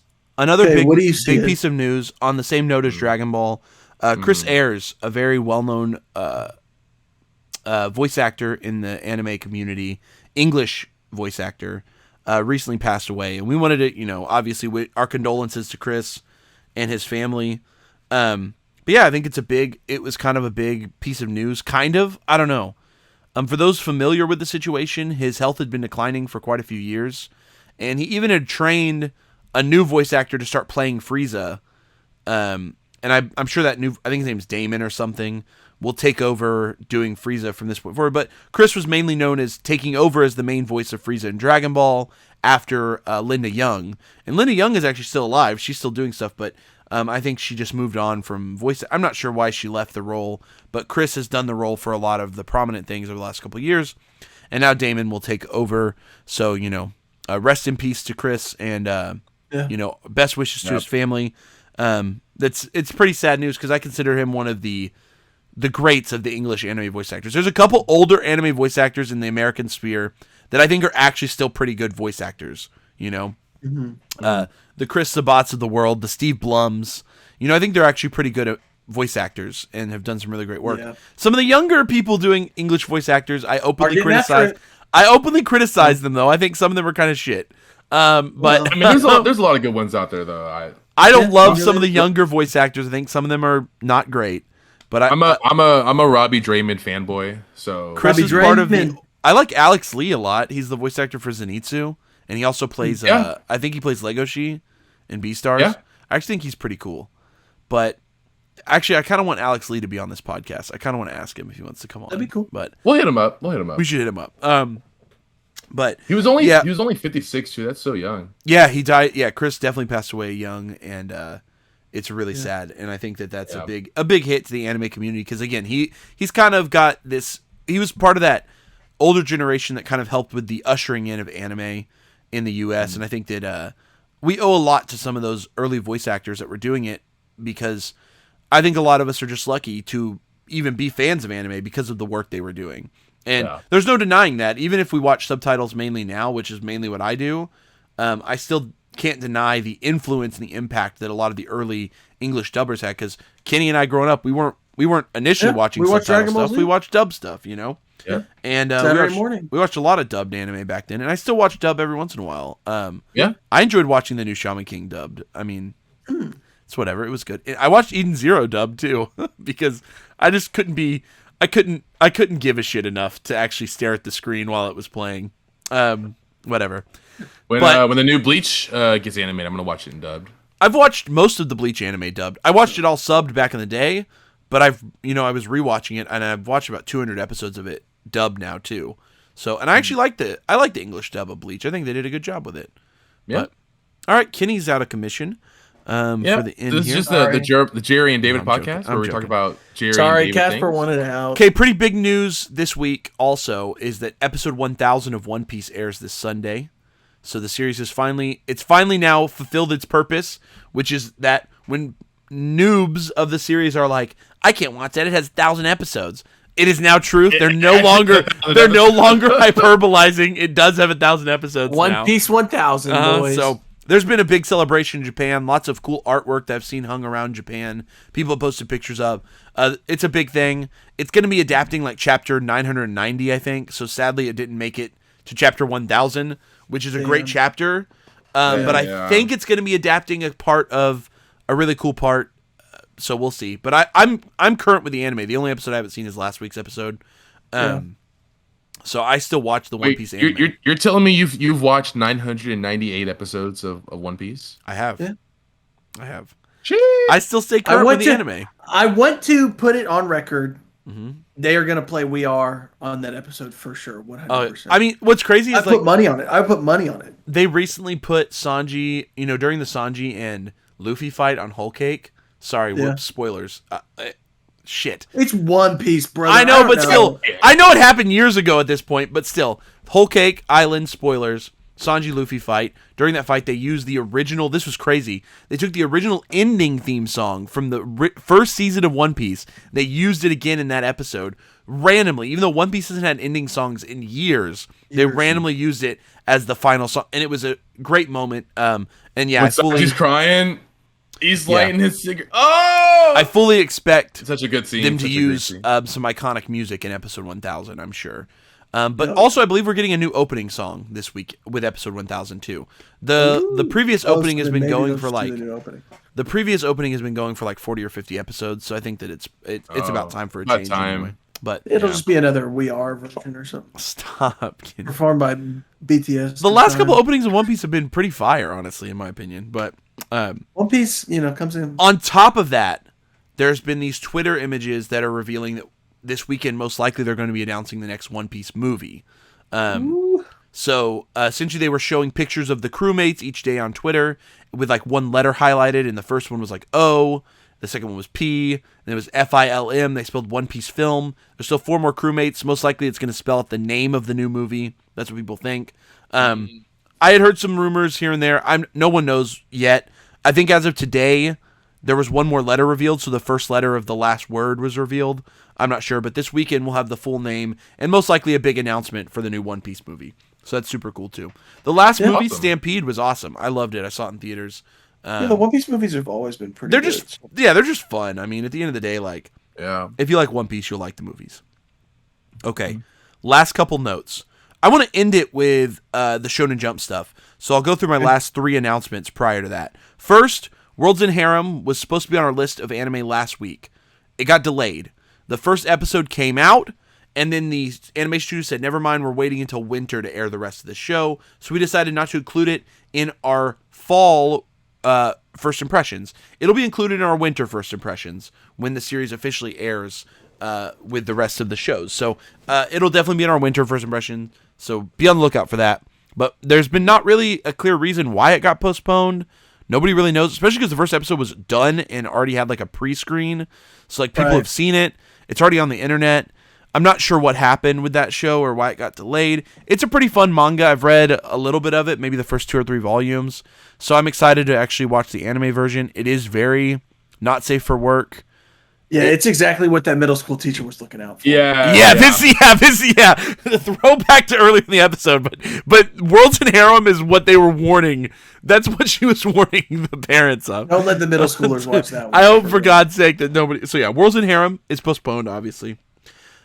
Chainsaw Man won a really big award called the Harvey Award for the best manga series in the it's a U.S. award, I believe. Pretty cool. It was competing against series like Spy Family. Maybe I can't remember what the other series were. I know Spy Family was Blue in the Lock, running. probably. No, not in the U.S.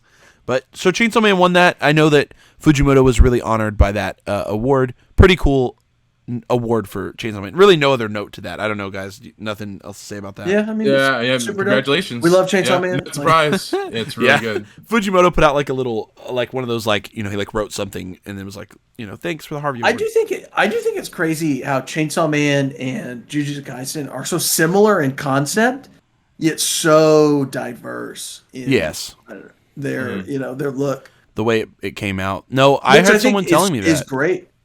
Yeah, someone was telling me about how they don't like Jujutsu Kaisen, but they love Chainsaw Man. And I was like, there's some similarities, some overlap in the stylization and stuff. And so I think it's interesting when one person likes one and not the other. Obviously, I like both a lot. So I think they're both really good. Whoops. But yeah. Okay. The last thing before we get into the last thing, Komi. So she can't communicate. I'm pissed, actually, Jerry. I am actually pissed about this. What? They are constantly not translating text. That's what I'm bringing up. Especially her like thoughts or whatever. They just don't translate it. Since we're going to be wrapping this episode up, we got to talk about this. Yeah. Right as of right now, I think 3 or 4 episodes are out. I'm caught up with whatever the most recent one is on Netflix. Yeah, 4. And fucking weird. The thing is that the show is just not translating a lot of on-screen text. Yeah. Even when there's just like one word bubble on screen. So I'm not sure what the limitation is on Netflix, but at this point they're just leaving a ton of text untranslated, which is causing a bit of conversational issues even because Komi frequently talks via on-screen text. That is like the way the show works.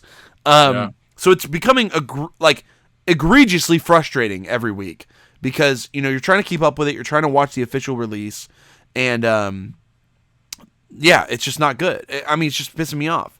And, I have to double check the manga volumes to try to figure out what she said or if there's anything relevant. And I'm like, okay, this is just a lot. But, what a lot of fans are saying to do is just pirate it because there's a really good fan subbing group that is translating everything really well, supposedly. And people are saying just pirate it. Watch Komi pirated. They're also, Netflix is releasing the episodes 2 weeks delayed. So 2 more episodes are out as we speak, but we can't see them because, Netflix is doing it on a 2-week delay. And they're not even translating the text bubbles. Kenny. Not even translating text bubbles. Right. Exactly. This is why people are pissed.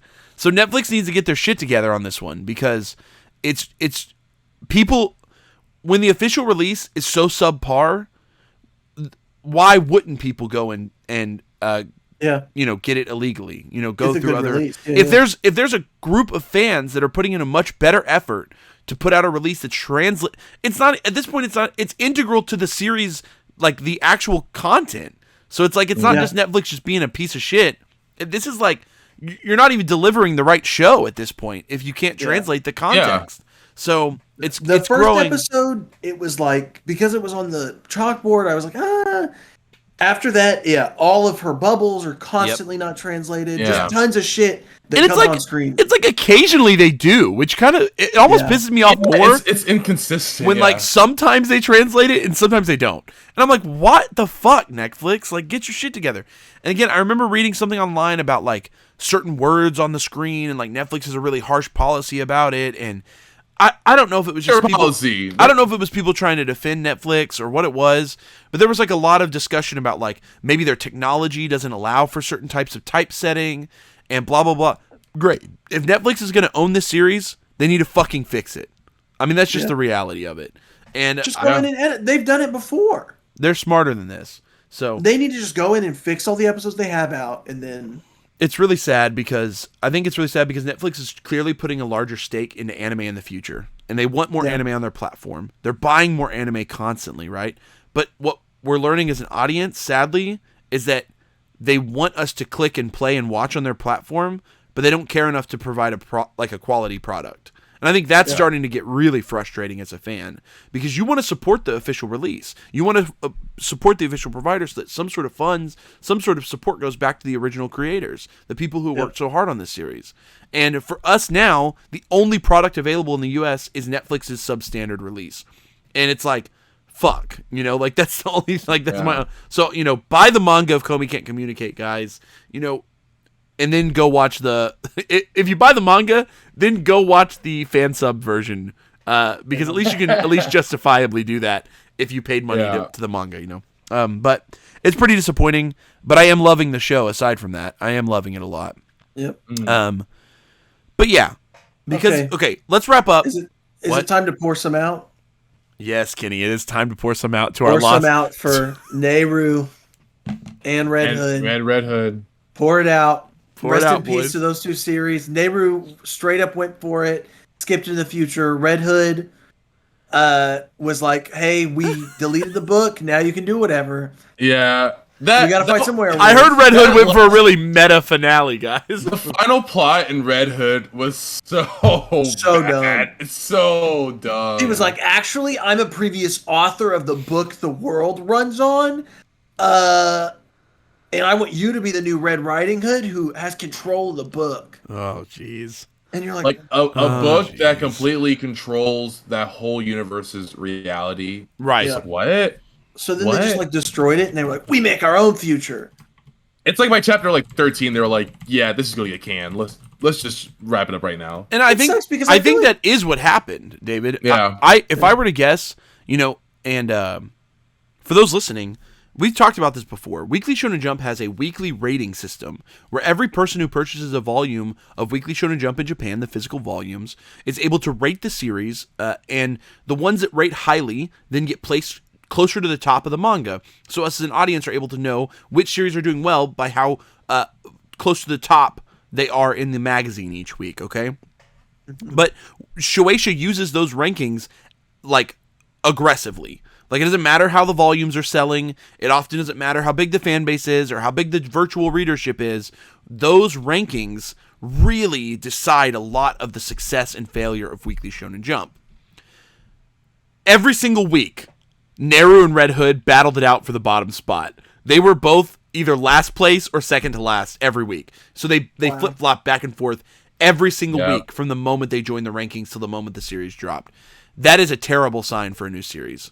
If it can at least get a couple bumps up, sometimes a series can hold on, and all it has to do is just not take last place. But Red Hood and Neru just couldn't not take last place. They were always last. Like, they flip-flop back and forth which one was last and which one was second to last, but they were always last or second to last for their entire run, which is a terrible sign. Really bad, That means that Japanese readers just did not like it at all. And unfortunately, that's how the magazine works. The primary audience is the Japanese readers. If they're not enjoying a series, Jump will let them go. So my guess is, David, that around 13 or 14, they were probably told, hey, you're done. You got 3 or 4 chapters left. Go ahead and wrap it up.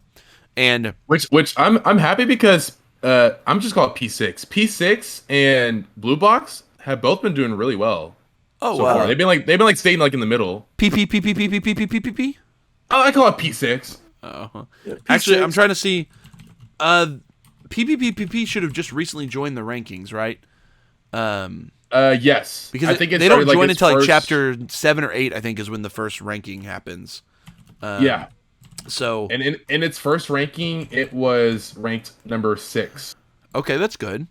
And it should have has it had one more since then? Maybe. Let's see. No, because that was from volume 49, which came out last week. Okay, so it just joined the rankings then.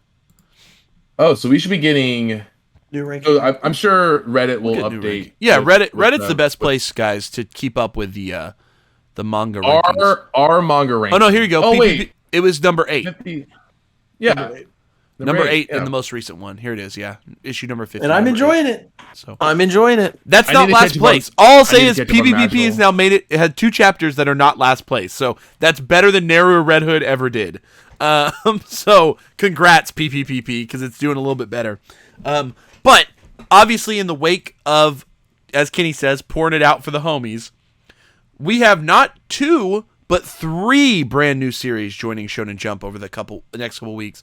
With, as of this recording, the first series is already released. We'll get another new one next week, and then I believe the last one will come the week after that. So the series that's already released, all 3 of us have already read the first chapter. It is a new series called Ayashimon, and it is written by the same author as Hell's Paradise, or Jigoku Raku, which was a pretty popular Shonen Jump Plus series. Mm-hmm. And guys, what do you think about the first chapter of Ayashimon? I think it's going to be a hit. I think, like, we were all saying the same thing we were texting.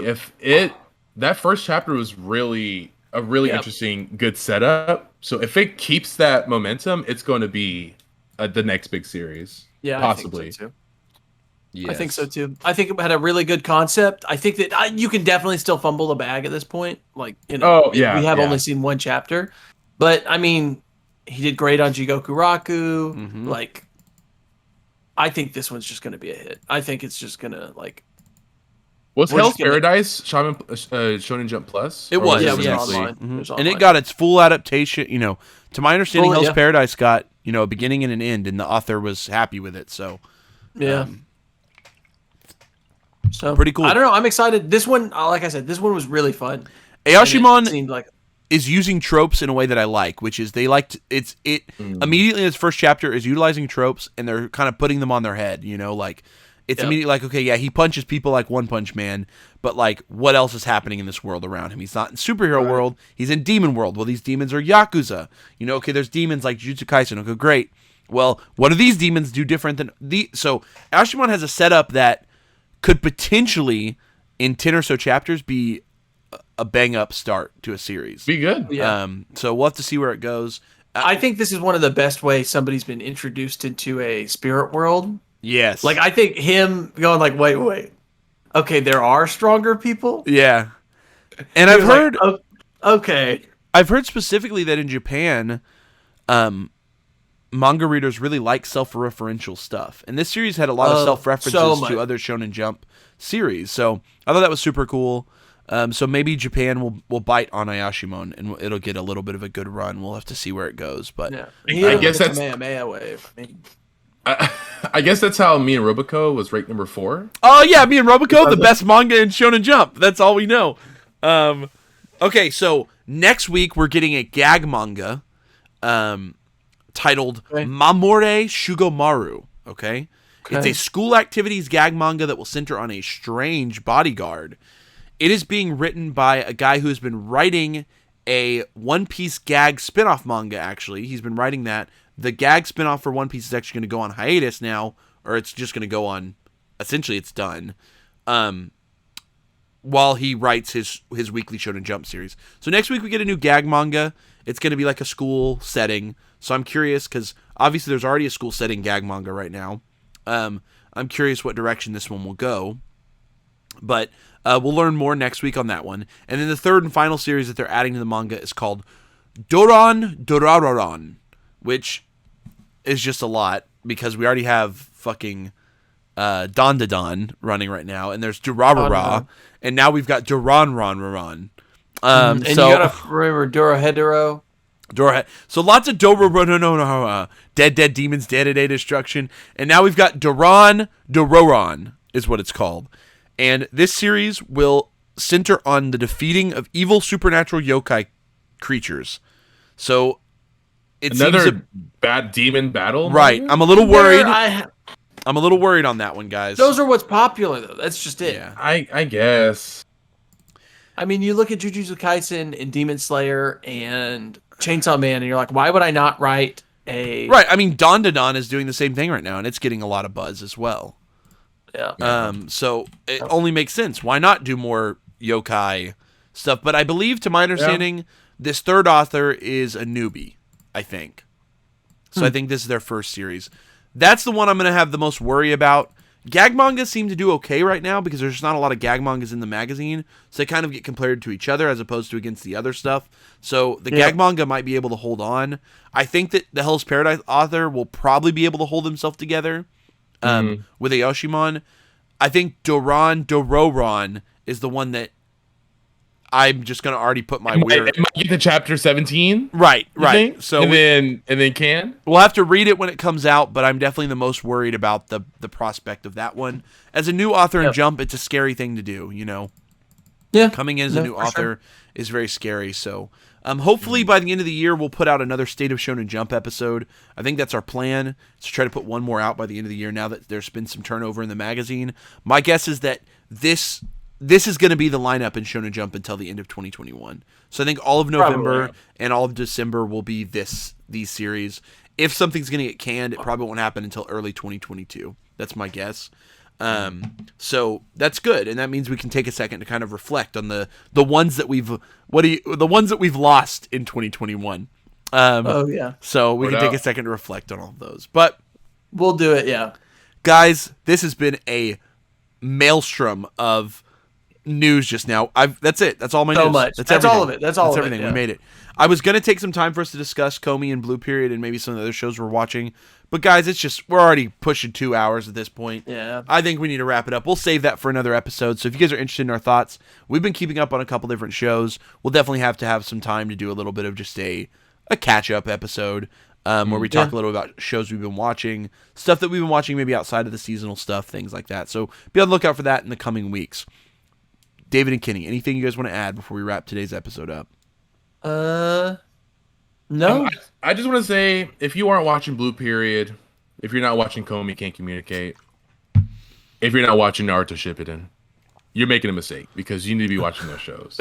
Kenny said, "Not." What was the last one? Say that one. I think it's on your Kenny. Look at your shirt. Actually, what's the? Yeah, is that? Kakashi Sensei. Oh, Kakashi Hatake. Oh, Kakashi Hatake. No. Okay. And also, I've been reading Demon Slayer, and I'm not gonna lie, shit. No, it's not terrible. It's still like don't worry, like a level above mid. I've been reading Tokyo Ghoul, and Tokyo Ghouls does not live up to the hype at all. It's like a 5 out of 10, guys. It's like the most middle mid that I've ever read. Like, I don't know. Tokyo Ghoul about Demon Slayer, I would say like 6. It's Tokyo Ghoul's like a very just like, I think it just had a lot of hype because people are like, the manga's way better than the anime. It probably is. I've never seen the anime. I mean, that's some people's like favorite series. But the manga, I think it is a little overhyped for what it is. And that might be a tough opinion for people that made it this far in the podcast to hear. But I'll give you some more thoughts when I finish Tokyo Ghoul here on the podcast. But if you really want to catch my thoughts, we've been doing live streams over on the Dark Sages channel where we discuss our thoughts. Me and him discuss our thoughts on Tokyo Ghoul as we've been reading it. We're actually doing our finale live stream. It'll be coming out after this podcast drops. So if you want to check it out, it should be Tuesday, November 22nd, I think is when we're going to be doing our live stream to discuss the last 6 volumes of Tokyo Ghoul. We've already discussed the first 8. So if you're curious on our final thoughts on Tokyo Ghoul, definitely tune in to the Dark Sages Twitch stream. So he does it over on Twitch, but he does have a YouTube channel you can go follow. But if you do listen, make sure you go check him out because I'll be on that as well, discussing my opinions on Tokyo Ghoul. But with that, guys, we've done it. Okay, we made it through a lot of news. This was a crazy episode with a lot of news. We're going to try to get back on our grind and get some more episodes out for you guys. I really hope a couple more, and then we may take another break. The reality of it is that now we're entering the holidays. We kind of took what I like to call the cuffing season break over the last 2 months because 2 of our hosts were just a little busy with other things over the last 2 months. And now over the next 2 months, it's obviously we're entering the holiday phase, so there's going to be even more potential breaks. So we're sorry to those of you that are big fans, especially because we know we haven't been uploading the Spotify episodes. That's my responsibility, and I've been able to get them up over there over the last couple episodes. Hopefully by the time this episode airs, this episode along with the last 2 should all be available on Spotify. That's my goal, so hopefully that's the case. And as well, you can go listen to them on all the other listening platforms as well. And I'll try to keep up with that in the future. I know some of you guys really rely on listening to it over on Spotify as opposed to on YouTube. But we are very grateful for those of you that follow us here on YouTube, because on YouTube, it helps us out, in the algorithm. So make sure that if you are on YouTube, you hit that like, you go down and give us a comment, and you press that subscribe button. You can even press the bell notification if you'd like, because it helps us out here in the algorithm. It helps us to get to a larger audience. And if you're enjoying the show, there's probably more anime fans out there that would also enjoy the show. So you should definitely help us get to a larger audience, right? Right. So thank you guys so much for tuning in. Thank you guys for listening to another episode of the Uncensored Anime Podcast. This has been us. This has been the boys. This has been the Uncensored Anime Pod. Wow. I have to say that again. Just so you guys know, uncensored is a really weird word to say at a quick speed. It really is. It really is a weird word to say. Uncensored. This has been another wonderful episode of the Uncensored Anime Podcast, and we are saying peace.